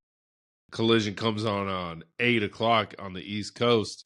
And, like, it didn't do good numbers. That's what the internet's saying. There wasn't a lot of views. But like I say all the time, No one really watches wrestling live these days. I guarantee it, bro. I guarantee most people. I mean, you're going to watch the big shows, the PLEs, all that shit live. We can't, but people do. Right. And I got, yeah. And like, but I'm like, who gives a fuck about who watched it live? What are the overall views of this motherfucking show? You know what I'm saying? I just don't get, like, this ain't the 1990s no more. Who watched the Friends episode? You know what I mean? Like, who gives a fuck, bro? Like, who gives a fuck? You're right. I don't care. It was a different time. It was a different time. Yeah. What I like to do from now on is fuck the numbers of who watched it live. What was the residuals and what got the people talking after the show? Because it seems like to me a lot of people watch there's no residuals. There's no residuals anymore because if you're on a streaming app, they just paid you up front to view the shit. So you don't get no residuals. I don't mean residuals in the literal sense of it. I'm talking about in the street form, meaning residuals. We seen it on the HBO Max, even though HBO Max don't give out the numbers we did. But guess what? We talk about it online. We talking about it online. We spreading the word. Mm-hmm. Word in the street is Collision was that show right there. You see that? You see that? You see this, bro? That's what I'm saying. That's the street term of residuals. Yeah, you know what I mean. And a lot of people was talking about some Collision. Yeah. So look, I just don't get it. Just stop. Yeah, Gay Kid, bro. Future. I don't know. No, go ahead. Finish what you're saying. You about to say something into that. You say you just don't get. Go ahead, finish that thought. I just don't get, like, people are like, only these people watched it live. Yeah, bitch, we got jobs and shit, bro. You know what I'm saying? We got family. People got family. People do this. We watch it when we can. That's the best part of being alive today is you can watch the shit whenever you want to. That's true. You know what I'm saying? No, you're right. Yeah. You're right. Yeah. That's fucking true. Because does me hitting record, does me recording on YouTube TV, Collision and Dynamite, count towards the live view of the show? Nah. I don't know. I don't know. It doesn't. I don't know. And then, like, you're only talking about, are we only talking about, like, cable people watching TV? Because barely anyone got cable anymore. I just don't get where these numbers come from of who watched the show. You know what I mean? Yeah. I don't get it. Like, because, like, Raw will come out on Netflix and they'll be like, only 2 million people have watched Raw. And I'm like, shit, I haven't watched Raw yet, but I'm gonna watch Raw. Right. You know what I'm saying? Like, I just don't understand where these numbers come from. They're just these craziest numbers. I don't get it. I think, I'm glad you brought that up because I really need to say this. I think as pro wrestling fans, the 90s was such an impact with the viewership, the Monday Night War. Like, people are still going off that same model. And it's not the same era. It's not. It's a new day, and we can no longer continue to go off. We can measure how good a show is by how many viewers tuned in. You cannot no longer do that. You cannot, because I can swear to you. Yeah.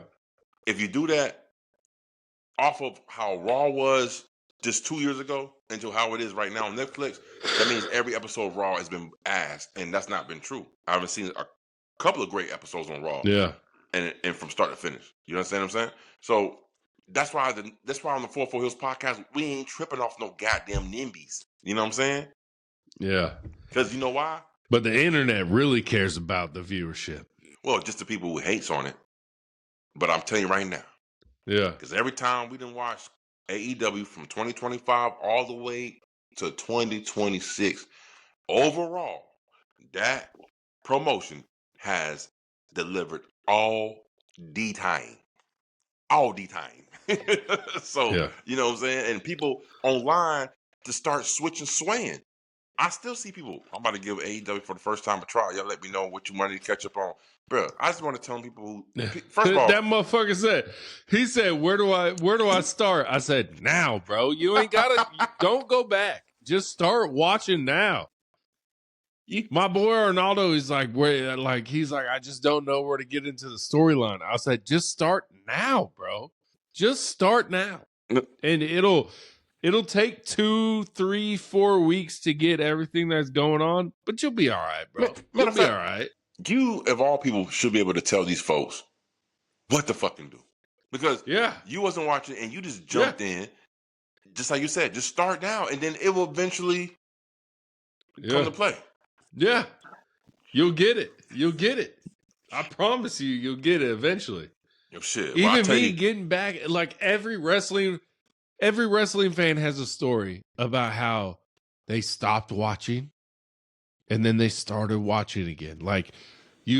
Maybe you watched as a kid, you get through high school, you kind of watching, but then you go off to college or whatever, military, whatever, and you stop watching, and then you start watching again. And where did I start watching again? I just started watching again.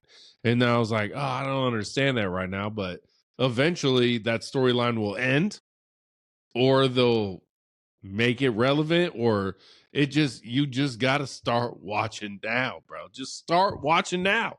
Just start. I couldn't have said it any better myself. Bitch, I ain't going to tell you to go back to, I ain't going to tell you, oh, you want to be an AEW fan? Go back to 2019 and start with episode 1, bro. No, just start now. Just start now. You're right. You're right. Oh, you need to watch 2019 episode 3. But no, just start now and it will come together. I promise you. In a month, you'll be like, I get everything. You know what I'm saying? Perfect, bro. Perfect. Clip that shit. Yeah. Yeah. What to say to new AEW fans who want to start watching? Watch it now. That's what it's going to be right there. For real. Watch it now. I'm going to tell you who we need to be start watching and who know what's going on. Let's talk about the Rascals versus the Crew, or Crew, CRU, with Lacey Lane, of all people, associated with them now. I was surprised to see that. They added her in there. Yeah, I was surprised to see that. Yeah. So this is my breakdown of the match on some real shit, quick shit. In-ring debut for the Rascals. Great tag match. Great tag cohesion. I stole that word from them, Nigel. I keep hearing him say that shit all the time during the match. First place, right? The only thing that I have to say that this match was missing was the physicality. There's a lot of these shadow swipes. There's a lot of shadow swipes was going on in this match. You know what I'm saying? It looked good, but it didn't connect. Yeah. Oh. You know what I'm saying? Oh yeah. Okay. Yeah. But Crew, I think a lot of the running the ropes was a little sloppy. I was like, I hate when they like run the ropes and then change directions. Right. I'm like, that makes no sense, like guys. Yeah. Love that shit. No. It's realistic. No. I have the momentum to throw you into the ropes, but then you can just pivot and go that way. Why not? No. Bro, hold on. Let me help you out here. You mean to tell me if this was an actual combat sport and a motherfucker Irish whips you and throws you to the ropes, you mean to tell me you either not going to hang on the ropes because I know you about to do something, or you going to fucking run to the ropes and juke him out and hit him with something? You mean to tell me you ain't going to do that? Well, that's the thing with wrestling is that if I throw you into the ropes, you need to bounce off that ropes and come back at me. That's the scripted part of it. If it's real life and you try and throw me into the ropes, I'm not moving a fucking inch and I'm turning around and hitting you in the fucking head. If it's real life. You get into a fight and you try to Irish whip me into a rope, I'm like, what are you even trying to do right now? You physically can't do that to me right now, and I'm just going to hit you in the face. So, like, and Nathan Frazier does it in WWE, Fraxium. He'll do the bounce off this rope and then go to this rope and then go to this. No, bro. That's the thing. That's the thing about pro wrestling. When I throw you into the ropes, I need you to come back off the ropes. Well, that's it. Well, the thing is with that is, and both companies do it. Both companies do the dumb shit with the ropes. But the thing is, if I'm in the ring as a competitor, I'm going to play possum. I'm going to allow you to think that I'm not going to be forceful. Like you said, like you throw me to the ropes. I'm like, no, fuck that. I'm going to hit you. No, I'm going to let you throw me in the ropes so I give me some time to think. Yeah. Because so I'm going to bounce off the ropes. Oh, I'm going to juke you this way. And guess what? I'm going to set you up for a bigger fucking move that's going to catch your ass off surprise. So sometimes, strategy comes into play in these things. You can't always be muscle because not every wrestler is a muscle strength bound player. Now, we talking about Davis and Doyle, fucking Big Bill, someone like that. Lance Archer, someone like that that's in the fucking ring, yeah, they can do that shit all day. Mark Henry, Big Show. I ain't going nowhere, motherfucker. Here, take that. But little people, nah, they ain't gonna do. Hey, oh, guess what? Juke. You can't do this. Sling blade. Oh, you're down. That's what I'm saying, bro. You know what I mean? Like, it depends on what you do. Like a point guard. Point guard ain't gonna slice down the middle of the fucking hole and dunk on every motherfucking body. That ain't gonna happen. I'm gonna get around you. I'm gonna look this way. I'm gonna fake pass it. Right behind my back. Ooh, motherfucker up there, assist. You know what I'm saying? Or if I'm a center, like Shaq, I see you down there. What you doing? Barbecue chicken on your ass. That's it. So it's different styles with different body types. You know what I'm saying? Now, if big as your ass is, if your ass is, if I throw you into the ropes, bro, if I throw you into the ropes, you better bounce back and come back at me. That's it, bro. I don't need you bouncing off the ropes and then going right or left or side. No, I throw you in the ropes, you come back at me. I like it because it's unique. That's different. That's an old school in me. It's different. That is old school in you. You bounce on the ropes. Oh, here we go. You know. Yeah. I like to see that shit different. Yeah. Motherfucker. Here I come. But it has to be believable though. It has to be believable. And the best person I see that does that makes it more believable is Leo Rush. He's the only one I've seen that makes me like, you know what, that shit. Yeah. You know what I'm saying? Action Andrade, he trying to teach him how to do it, but he a little bit slow. He's a little bit too slow. Yeah. But I mean, what you think about the Rascals debut, first of all, and what do you think about the Rascals overall? Yeah, they're good. They might be a little too much on the za, as we like to say. A little smoking the hashish. Smoking the devil's lettuce. Yeah. Yeah, I cannot remember his name in NXT, bro, at all, for the life of me. I don't know why I can't remember his name. I think it was like Wesley West. Can't remember his name in NXT. Yeah, Wesley. Fuck. Like we say, we don't really watch NXT here, but yeah, man, the Rascals are going to be something we're going to see for the future, bro. I think they're a main player. Yeah. I'm gonna tell you like this. I wrote down this for you. I said I'm gonna mention this for Aaron. I would like to see a Crew versus Young Bucks match. Yeah, I think that's happening next week, bro, in Vegas. No way. Looking like the Koopa Troopers. They looking like the Koopa Troopers. Them motherfuckers come out there like that with them damn spikes on they damn puffy coats and shit. Look, man, Lacey Lane though. What's up with Lacey Lane? She signed at AEW. We haven't seen her on Dynamite or Collision, and we don't watch ROH, so Ring of Honor. What's up with Lacey Lane? I know we ain't got time. Yeah. I was high on her with Katana Chance Katana Chance because they were an electrified. They were a tag team women's division when the women's division really didn't have real tag teams. You know what I'm saying? Yeah. So now all of a sudden, with Katana Chance was really good. WWE just blew the fuck up. We got teams out the ass now. I wonder if that's a coincidence that AEW announced women's tag team belts. You ever think about that, bruh? Nah, I think they. You ever think about that, bruh? Fuck no, hell no. I refuse to believe that shit. You don't think WWE women's division stepped up the tag team division because AEW announced women's tag team belts? Did they step up the tag team division? You don't think there's any correlation there, bro? I don't think they stepped up the tag team division. It's the same old shit. You got Rhea and Io as your tag team champions, bro. Oh, my God. The two best wrestling women in WWE right now, bro. And this is why it's like, why would you book your two tops women stars as tag team champions when they could be main eventers for your biggest show of the year? But I regress. That's a whole nother thing. to counter AEW making a women's tag team division, bro. That's why you do it, bro. To counter. Okay. So under that thought, did they really counter them? Nah. I mean, you got Io Sky and Rhea Ripley as your tag team champs for the women when AEW announces women's tag team championship belts, bro. Mm-hmm. I think there's a lot more thought into it than people give it credit for. You might be right. You know what I'm saying? You might be right. It'd be another counter booking type of style. Yeah. Yes. If we know WWE, they counter book the shit out of everything, bro. Yeah. Yeah. But who's doing it better? AEW or WWE? Right now?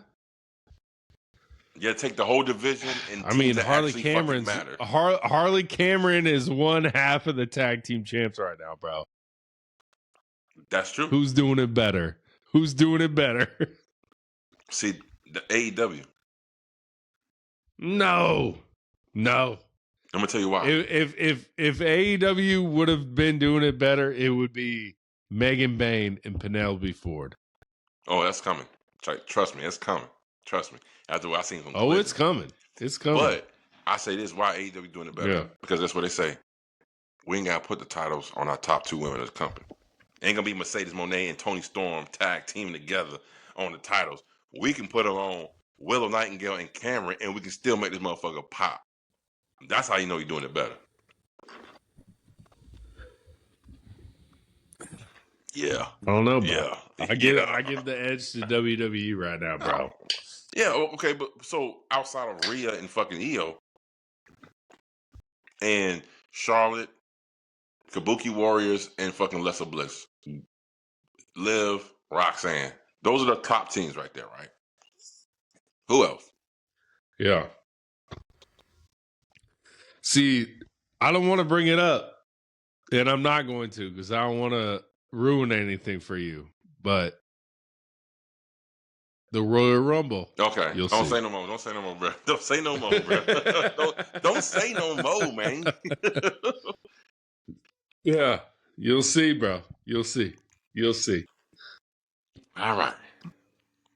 One thing I do want to see when it comes to women's tag team division, I want to see Jamie Hayter and Winsna go around him busting up motherfucking heads. That's what I want to see. Nice little fucking promo package segment right there. Followed up with a Jon Moxley in the stairway promo we cutting on Don Callis' family, a.k.a. Takeshna. Follow up backstage, man. Jon Moxley ain't playing, bro. I know last week you said, a couple weeks ago, he's creeping up on your Mount Rushmore. If you ever remember that show called Price is Right? Yeah. Remember that one little game that Bob Barker, baby. That yodeler? They were like, yodel, hey! And every time you got something right, he keeps climbing up. Where you at? You have to stop him in the price. You got to stop him in the price. Where you at with yours when it comes to that? With Jon Moxley in my Mount Rushmore? Yes. Where is Jon Moxley? Yodel, hey! Going up on your Mount Rushmore. And if he does get there, who are you taking off?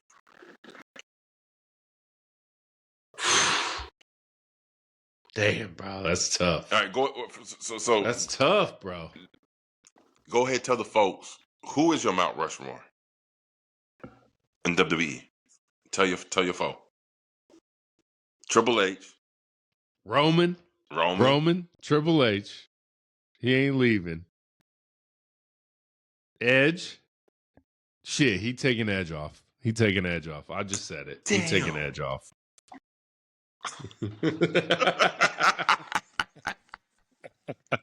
Damn. Is it because he jumped off the cage and broke his leg? Is that the reason? Bye, weak ass knees, bro. Bye. Is that why, bro? He wasn't strong enough to man, bro. Yeah. Yeah. Oh, that shit. Hey, man, Colt, we sorry, man. We ain't poking fun. We talking real shit, bro. That shit was kind of funny because you landed on your legs. You didn't land into the table. Hey, it still broke your shit. So he taking off. Mox ain't there yet, but he's getting close. Shits. All right, that's number 3. So who's your 4th?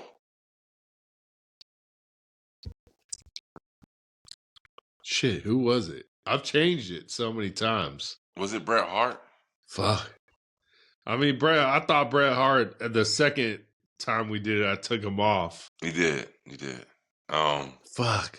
Yeah, I did. I mean, but John Moxley takes Edge off of it. He takes Edge off. He takes off. Bye, Edge. Good night. Put that boy down. Night. All right. So, one thing that we do get is this mixed tag match. And I'm starting to notice a trend here in AEW. They're doing a lot of mixed tag, mixed physical interaction between men and women. Are you with it? Do you like it? What's going on? What you feel? I like it if it's right. This match was not it, bro. This match was not it. Oh, that was a match. Tony Storm, Orange Cassidy. We knew it was a squash. I didn't care for it. You don't like that shit. Now when we get Wheeler and Marina Shafir for the hair cutting off, Wheeler's gonna be bald or whatever happens.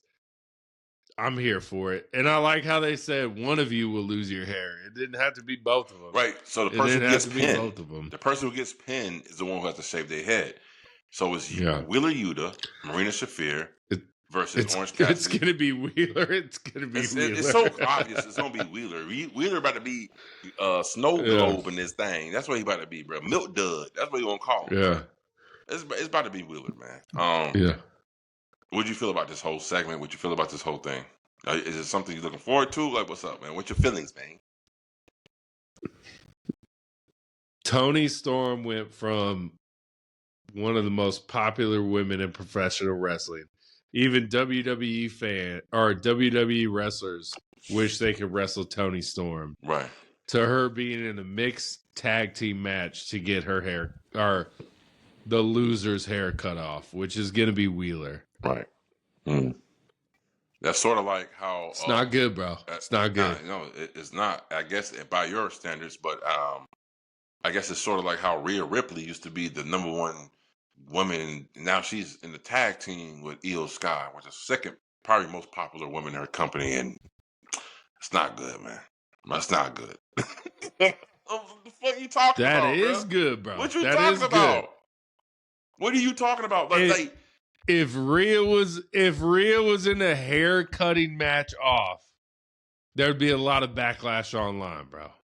Because Rhea's the tippy top, bro. Well, you know what I'm saying? They don't do things like that no more. They don't do things like that no more. They haven't done it in a haircut off match, bro. No more.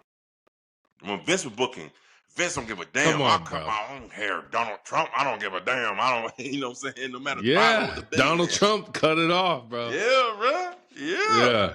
But WWE don't do that no more because we got Papa H. Papa H is running. I just feel like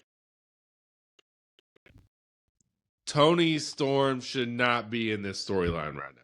That's it. That's all I got to say. Toni Storm should not be in this storyline. And what storyline should she be in then? The Women's Championship storyline. No. See, this is where Tony Khan has gotten a lot better when it comes to the business of professional wrestling. He could easily insert her into that storyline, but does he really need her in that story? No, he doesn't. He'd rather utilize her to give the rub to other women lower on the card than her to build up bigger stars. That's how you build business. No. Oh, okay. Terrible, bro. Terrible. I like it. I like Orange Cassidy. I like Toni Storm because they're two quirky motherfuckers being together and shit. And I didn't think Orange Cassidy was going to respond to Yuta when he was like, I'm giving you an interview right now on Orange Cassidy, and I didn't think he was saying nothing. This motherfucker spoke a whole bunch of shit. I was like, yo, this motherfucker can talk. Like, yeah. good. I thought it was good, man. Again, because of Marina Shafir. Again, Marina Shafir, Death Riders. Again, you got to give it time to let it play out. Let it play out. Let it play out. Tony Storm, it's so amazing how... I'm going to let it play out, and Wheeler Yuta's getting his head cut off. That's it. Yeah, that's all this is leading to. That's true. Then what? Then what? Well, we got to wait and see, right? Just like we got to wait and see what's going to happen with Rio and goddamn EO with them tag team titles. We got to wait and see. Because as long as I can remember, they're the champs, bro. I don't give a fuck if they the champs, the amps, or the tramps. It doesn't matter to me. It doesn't matter to me because I'll tell you like this. As far as I remember, tag team titles is always what position on the card? The mid card. Yeah. Not always, bro. Not always. Well, it's always with the E. Always with the E. Mid card. The tag team titles. Look at Jay. The tag team titles main evented WrestleMania 39 night one, bro. No. What are you talking about? The Bloodline storyline main evented the titles on WrestleMania, not the fucking titles itself, bro. Get it right, man. Come on now. Was Jay and Jimmy in the Bloodline was they in the Bloodline when that shit happened? I believe they were. Yeah. They always in the Bloodline, bro. They in the Bloodline right now. Okay, but the peak of the Bloodline. Yeah. That storyline was so damn popular, it took a tag team who used to be in catering, which was asinine to begin with. How you don't fucking have a talent like the Usos and display them on the biggest stage. It took a talent like the fucking catering to the fucking main event. Miracle. It's amazing what storylines can do for a person's career. Roman. It's amazing. It's amazing, bro. It's amazing. Yeah. Come on with it, bro. Look, Tony Storm needs to be out of this dumb. Tony Storm needs to be out of this dumb shit with Orange Cassidy. It's dumb. Would you be mad? Tony Storm deserves better. Would you be mad if it ended up Marina Shafir versus Tony Storm 1-on-1?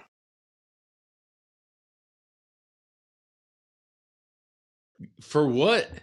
It don't have to be for what. Just motherfucker bust your ass. Like, why does everything have to be for something? Just bust your fucking ass. No? For what though?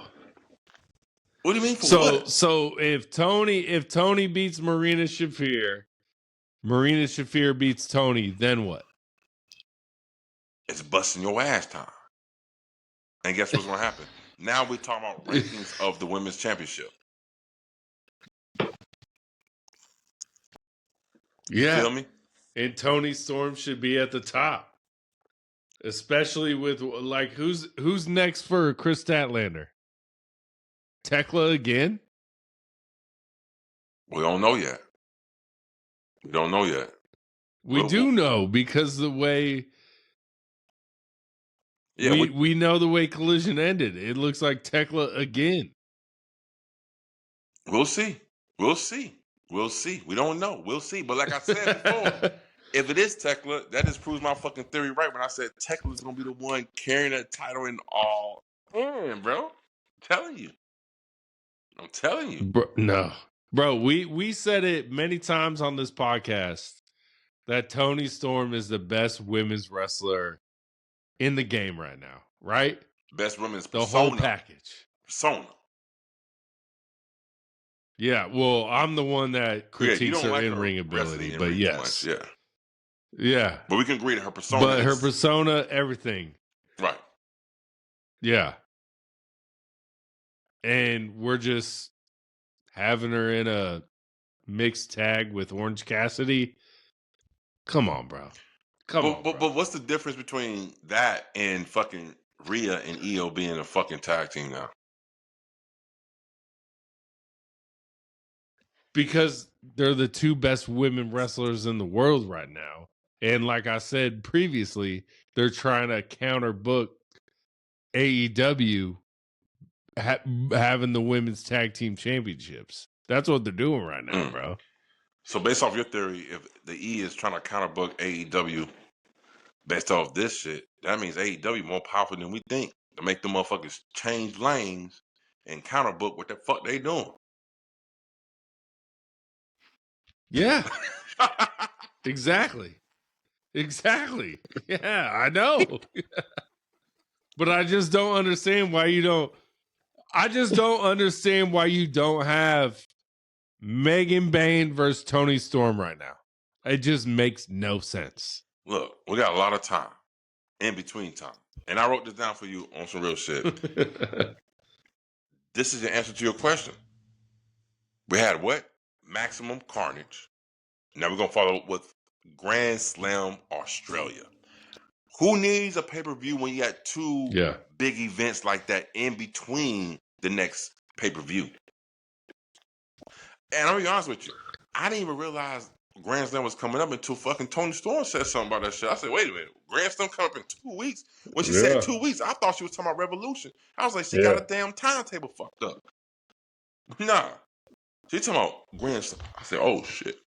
So we're doing another one of these 4 hours, Dynamite, Collision, tape, whatever, popping, crowd, live. Ain't gonna be 25,000 seats. Hopefully they don't have a small. Hopefully they don't have a small ring again. Oh that my God, Tony Khan, Buddy Matthews' ankle, bro. Tony Khan, you done cost so many careers with that goddamn little ass ring, bro. Stop putting little ass ring.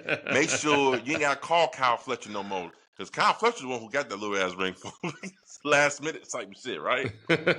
Don't do it no more, Tony Khan. Spend the money, get that ring traveled overseas. I want the 20x20 ring, the big one. No more of this little ass shit. That shit was smaller than TNA ring. Yeah. Buddy Matthews hate the put it on your private plane, bro. He hate the fact that he jumped in that goddamn ring and twisted his shit. He fucked it up. He's like, God damn it, Tony.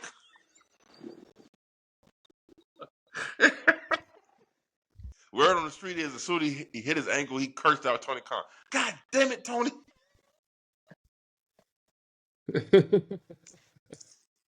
I'm not. Allegedly. I can't, Allegedly. bro. I can't. That is one of the worst shit I've ever seen in my fucking life. Watching pro wrestling, that little ass fucking ring. Yeah. It's supposed to be a big show. I said, this is some bullshit right here, man. No way. No way the E would ever let shit like that. It was like happen. A little box. Right. Little ass box. There is no way in the hell I would ever see the E would let some shit like that happen, bro. Ever. The E won't let that shit happen, bro. The E would cancel their show before they had that little ass ring. Mm-hmm.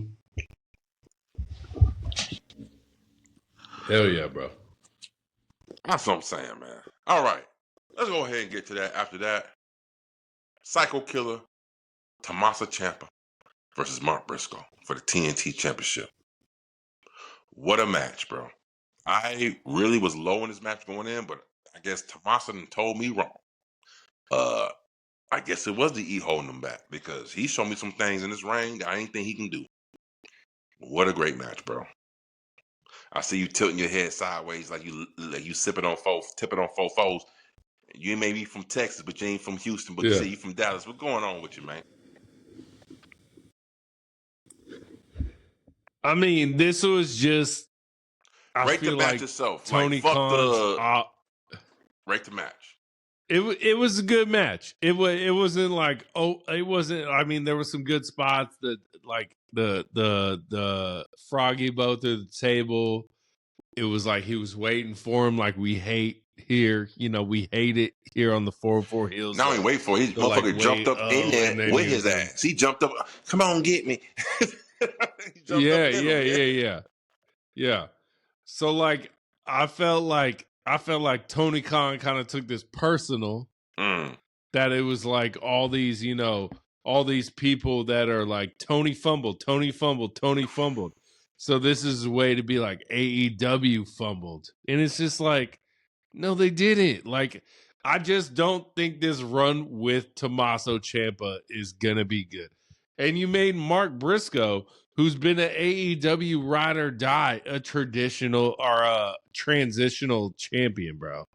Like, it kind of felt like Mark Briscoe's a traditional or a transitional, I keep saying it wrong, transitional champion, bro.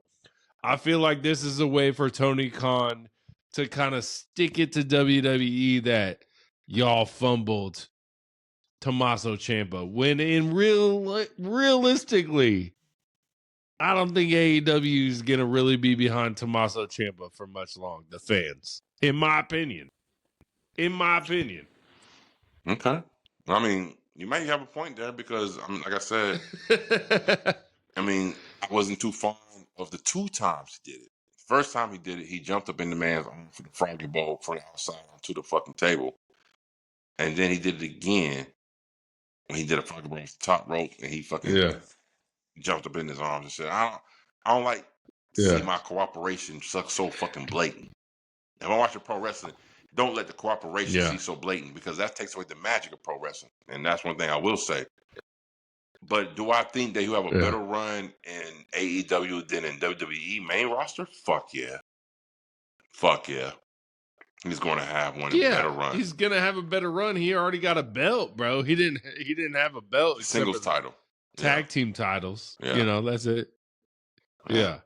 Well, but, I mean, I just feel like it's a way for... Same with Andrade, bro. You're basically like, I'm a show WWE didn't use them right. And I'm like, there's a reason the crowd didn't get behind these two, bro. There's a reason, bro.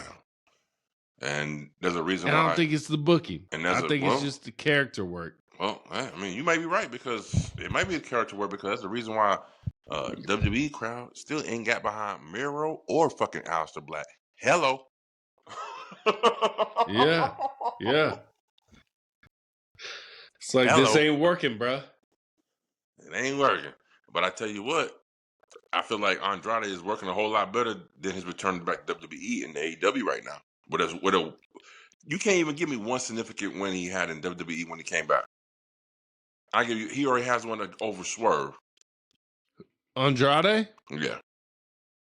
No, not a significant win, but matches. I can give you matches, all 7 of them with Carmelo Hayes that were amazing. You know what I'm saying? Did he win that series? But I think WWE, no, because it was 3-3, and then the 7th, someone interfered. I forget who interfered, but someone interfered and cost it. But like, I just think like there's a reason WWE didn't push you as a champion, and that reason's gonna come to light. Right. So he had a best of 7 series with Mick Carter, go to AEW, and pin one of the top stars. I don't know. I feel like AEW doing it better. I just feel like AEW doing it better already. So you're cool with Tommaso Ciampa and Andrade being the main draws in AEW. You're cool with that? It's better than there was in WWE. They wasn't even drawing in WWE. But are you cool with that in AEW? Are you cool with Andrade going over Swerve? You're cool with that? I am, because it was unpredictable booking. It shocked me.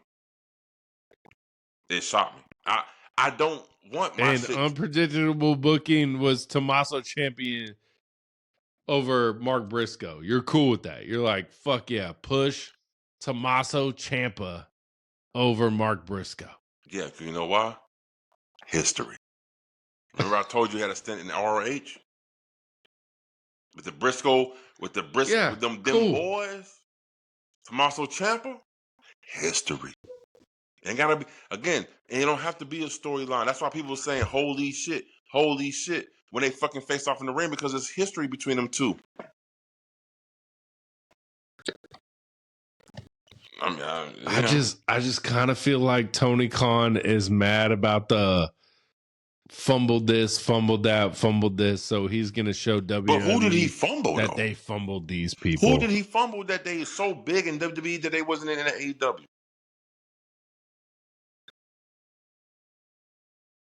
Nobody. I mean, that's who. No fucking body. Cody Rhodes. Man, Ethan you better Page. cut it out. Cody Rhodes was the well, EVP. If you talk to if you talk to WWE NXT fans, he fumbled Mariah May, he fumbled Ricky Saints, he fumbled Ethan Page, he fumbled all these people. Again. So like, I just feel like this is Tony Khan being like, I'm gonna make these ex WWE people big here this time to make them bigger. Yeah, but I don't give a fuck what them 150 people in that fucking little ass arena Ricochet, and NXT be saying. Ricochet. Shit, he fumbled Ricochet? Yeah. Tony Khan?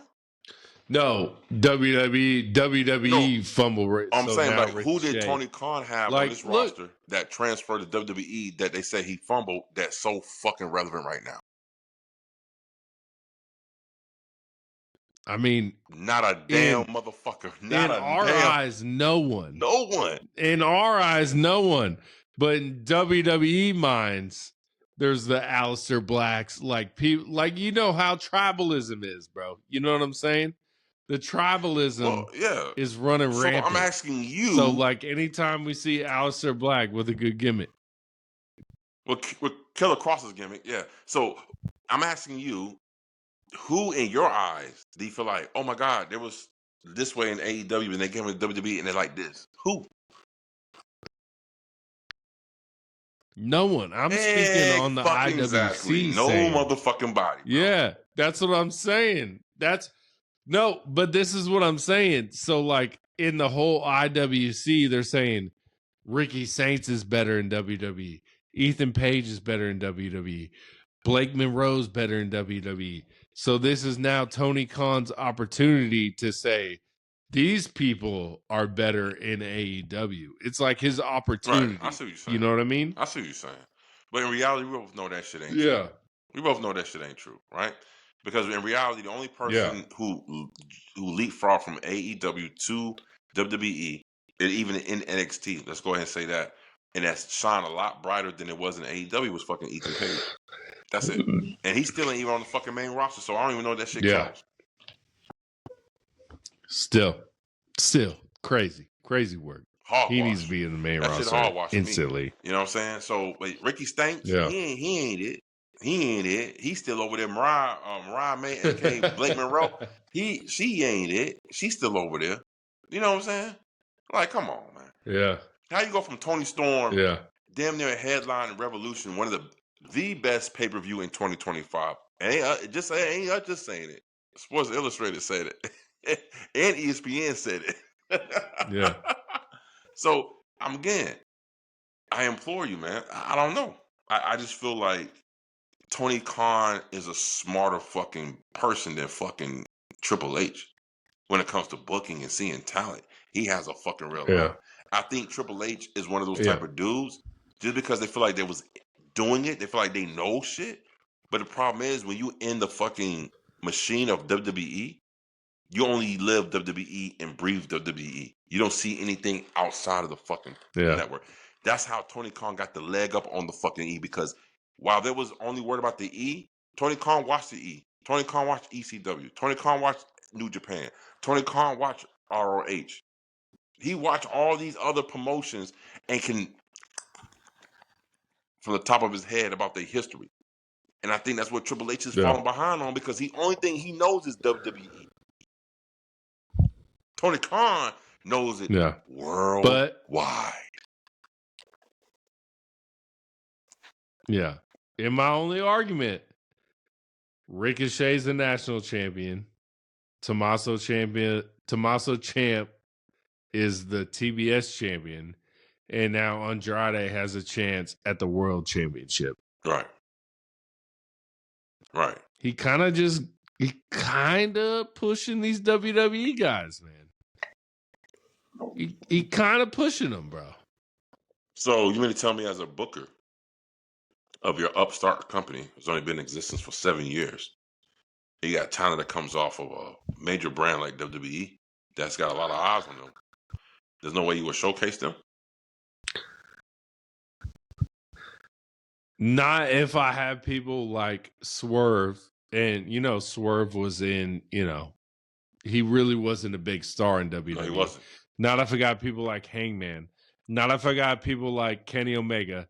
Not if I got people like the Young Bucks. Not if I got people like Will Ospreay. Not if I got people like MJF. Like, no, I'm going all AEW all day, bro. I'm arguing on AEW's side right now. No, you know what I'm saying? I see what you're saying. I'm pushing them. But I'm arguing on the point of more is better. There's nothing wrong with building up more talent while you still got talent bubbling. See, WWE can learn a lesson or two from that shit. Because even Roman Reigns talked about that shit. We're going to talk about that shit. Y'all make sure y'all stay tuned to our Royal Rumble review because we're going to talk about what Roman Reigns said about the Rumble before he entered in that thing. Okay? Even Roman Reigns said that shit, bruh. You ain't gotta make Tommaso Ciampa the TBS or the TNT Championship in his first match. Why not? You ain't gotta do that. Why not? No one expected it. That's not needed. No one expected it. Why not? Did you expect it? I didn't expect. I didn't think he was gonna fucking win. You don't need the. Did you thought he was gonna win? Hell no, I didn't expect it. But you so don't he need, did his job. You don't need the WWE guy to come over and win the belt right away. That's not the right move to do if you're AEW. In my opinion, bro. But what did MJF say? He said, "There ain't no tribalism amongst us as wrestlers, and there probably ain't no tribalism amongst the fucking promoters either. They're like, yo, if you can come over here, and make an impact, I don't give a damn if you're a WWE man, and I don't care where you're from. I just feel like Tony Khan playing a long game, and while Triple H is playing the short game. We're gonna have moments. We're gonna have. Are you ready? No, I'm not ready for this bullshit. I'm not ready for this whack ass shit. See, but that's my thing though. Like, if you're playing the game, you're making all your ex WWE stars your stars. When you have so many stars in AEW, that I guarantee people in AEW are gonna be like, why are all of our ex WWE stars our stars now? It makes no sense, bro. You made the Hurt Syndicate the tag team champs right away, bro. Like, it's still like, I think if Tony gets off of these ex WWE stars and just makes his star, like, it just feels like he's kind of coattailing on the WWE stars, bro. Wait, hold on. I don't like it. You have so many great talent in AEW. Wait a minute. You have such great talent in AEW. Push them. You mean to tell me, outside of NXT, Tommaso Ciampa on the main roster was a bigger star than he already made more impact in the WWE on SmackDown and Raw than he did on fucking the first week in AEW? That's what you're telling me. No, it's because we know him from WWE. But was he a star? That's the thing I'm mad about. No, of course exactly. And that's what Tony Khan did with fucking Swerve Strickland. He was a nobody. He was no star. He was a part of a faction called Hit Row. That shit didn't flop. That shit flopped. And then he came to AEW, became a main eventer by himself. So what you talking about? That's what NXT did with Ethan Page. They made it the champ right away, bro. It's the same playbook. Yeah, you're right. From both sides. And Tony Khan is just playing that playbook. Only one of these motherfuckers is featured on the main roster, and the other one is still in motherfucking developmental. So, what are you talking about? Who's a bigger star in AEW? Mark Briscoe or Tommaso Ciampa? Well, Mark Briscoe for now. That's what I'm saying, bro. That's like, give your AEW stars the belt, bro. Bro, you talking? I feel like if LA Knight came to AEW tomorrow, he'd be world heavyweight. If I know, because it is tribalism. It shouldn't be. If LA Knight came to AEW tomorrow, he'd be. If LA Knight came to AEW tomorrow, he'd be world heavyweight champion, bro. He would beat MJF the way Tony Khan is booking right now, bro. I don't know about that. Yeah, people, bro, guarantee it, bro. The way he's booking right now. There's only 2 people in the E I can see make that jump and be like, I want to be world champion. And the motherfucker be realistic. Roman Reigns and Cody Rhodes. If it ain't them 2, they're not going to do that. Well, Cody Rhodes started at AEW, so you really can't count that, bro. He's actually wrestled there. What about Roman Reigns? Well, of course you're giving Roman Reigns. So you mean to tell me you're saying that LA Knight is on the same level of Roman Reigns? No, I'm saying if the way Tony Khan is booking right now, if LA Knight comes to AEW, Tony Khan will book some dumb shit and have him win a belt right away. Okay, well, let me ask you this. How many people who came from WWE? You got Andrade, who was a nobody in AEW. Went to WWE, was a nobody. Then came back to AEW when he beat Swerve Strickland. Come on, bro. How many WWE people hop ship to AEW outside of than John Moxley because he was in the inception and he saved that company? At this point, he's more AEW than WWE. Became world champion. Yeah. Who? Daniel Bryan. Bryan Danielson. Whatever you want to call him. Yeah. And who else? Yeah. Nobody. Right. I mean, when Edge came over, he was in. Was when he world Edge champion? came over, he was in a storyline immediately. Why would you not put him in the but I'm saying the word like it. Why would you not? Because you have AEW talent, bro. Because you have AEW talent. You don't need it. Bro, literally, I can pull up posts of us talking about when Ricochet got signed. And then it took him a while to win a belt, but then he won a belt that they created. But we literally had posts that were like, AEW needs no more WWE talent. I mean, they created that belt and Ricochet won it. No, he didn't create that. That's a national. He took it from this promotion and put it in this. On it, man. Come on. That's the national championship. Yeah, it does. But he created it for AEW. Maybe great. Well, but when Ricochet came over, we was like, yeah.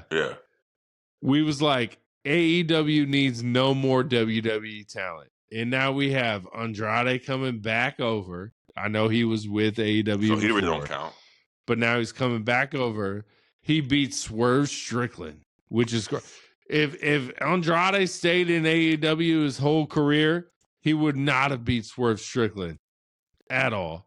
And then we have Tommaso Ciampa coming over and winning the TNT Championship. Bro, there's no way, bro. There's no way. Well, let me ask you this. How many times we talk about Tommaso Ciampa on this fucking... How many times? When he's in WWE? 0. Exactly. But now we have 2 segments on the pod because of what he did in his debut in AEW, and then he won the TNT Championship. He's already making more impact in AEW than he ever did in WWE. Well, the only reason I'm talking about him is because I'm pissed Tony Khan is pushing him, bro. That's it. You don't need to push this man.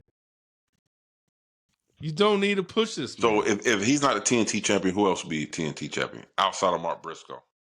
And don't say give it back to Kyle Fletcher. Mark Briscoe. I'd rather see Mark Briscoe against Kyle Fletcher again. I'd rather, because at the end of that match, Kyle Fletcher comes out.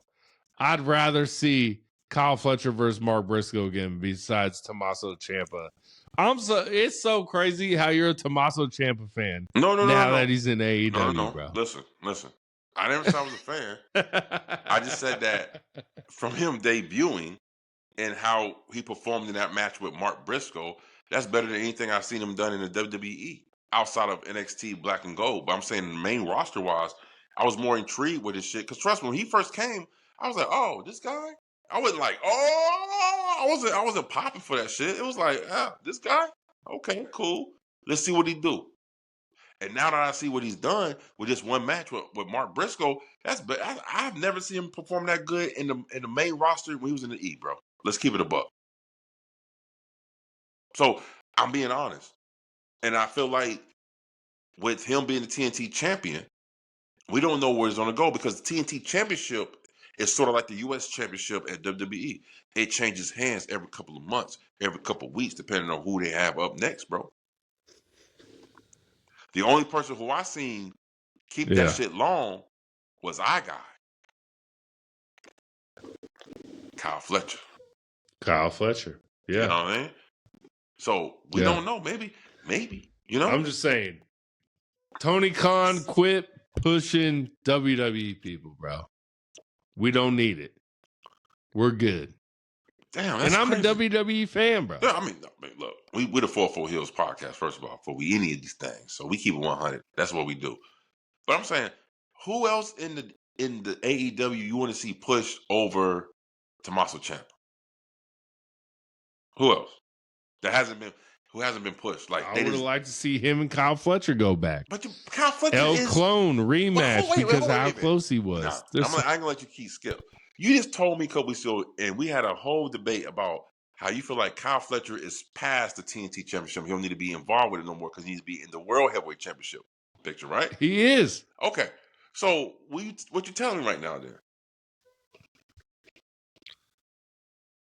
But Tony Khan just said Kyle Fletcher's back in the TNT Championship run because he came out after Ciampa won. Okay, that's Tony Khan. I'm asking you. That's not my booking. I'm asking you personally, like, who would you book as a next TNT champion if it ain't Mark Briscoe? I don't know, but it wouldn't be Tommaso Ciampa. That's for sure, bro. Yeah. And we got one more match that you was watching. When we was speaking on the phone, the Babes of Wrath versus Sisters of Sin. Yeah. Didn't really agree too much with this match. I don't understand what the hell going on around these parts. Wrong winners. Wrong goddamn winners. Wrong damn winners.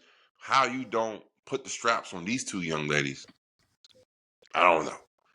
You got to balance shit out, man. You got to balance it out. Ain't no way in the hell I'm going to have Willow Nightingale, my TBS champion, and my first inaugural women's tag team champion with Harley Cameron, and make them go on like some sort of like a real run. Like, wait a minute, man.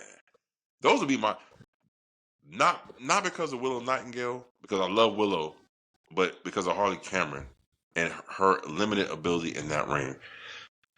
Those are my transitional champions. Like, I'm not putting the rocket on them as a team. You know what I'm saying? You know how I put the rocket on? Who? Sisters of Sin, motherfucker. Exactly. I thought you was gonna say Megan Band and Penelope Ford. That's what I thought you were gonna say. I mean, yeah, that's who originally I wanted to get, or Marina Shafir when Penelope Ford got hurt with Megan Band. That's who I put the rocket on, bro. I feel that. You ain't telling no lies. Shit, I agree. Shit. Yeah. Either one of them teams I put the rocket on, man. Not them. Yeah. Yeah. Especially if you're gonna give Willow the TBS championship. That's what I don't know. I don't understand giving her the tag team championship and then he dying, people. He dying. Put that thing on mute for a little bit. Yeah. Yeah.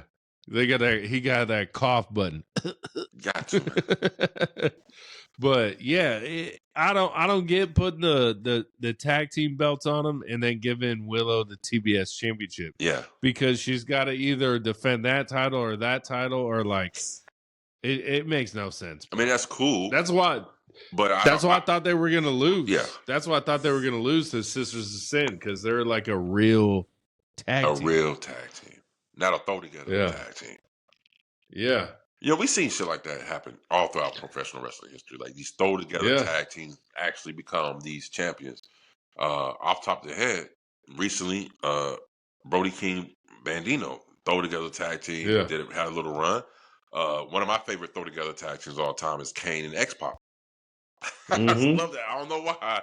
But I just love them two together. It was a great throw together tag team. You know, so you have a history of these throw together tag teams just running the table, as they say, right? Yeah. This is probably the lowest match out of all the matches I've seen on AEW this week is these two right here. And I love some Sisters of Sin. I love that whole Triangle Madness. And I definitely love Willow Nightingale. But for some reason, this match wasn't flowing. It wasn't flowing through me, man. I was like, I don't know. Maybe it's Harley Cameron. Maybe it's Harley Cameron. She's the oddball out the bunch. Yeah. I don't know. I think it's Harley Cameron. it probably is. And look, if y'all go back and watch our older episodes, we both was high on Harley Cameron. We was calling her the Chelsea Green of the AEW. You know what I'm saying? Yeah.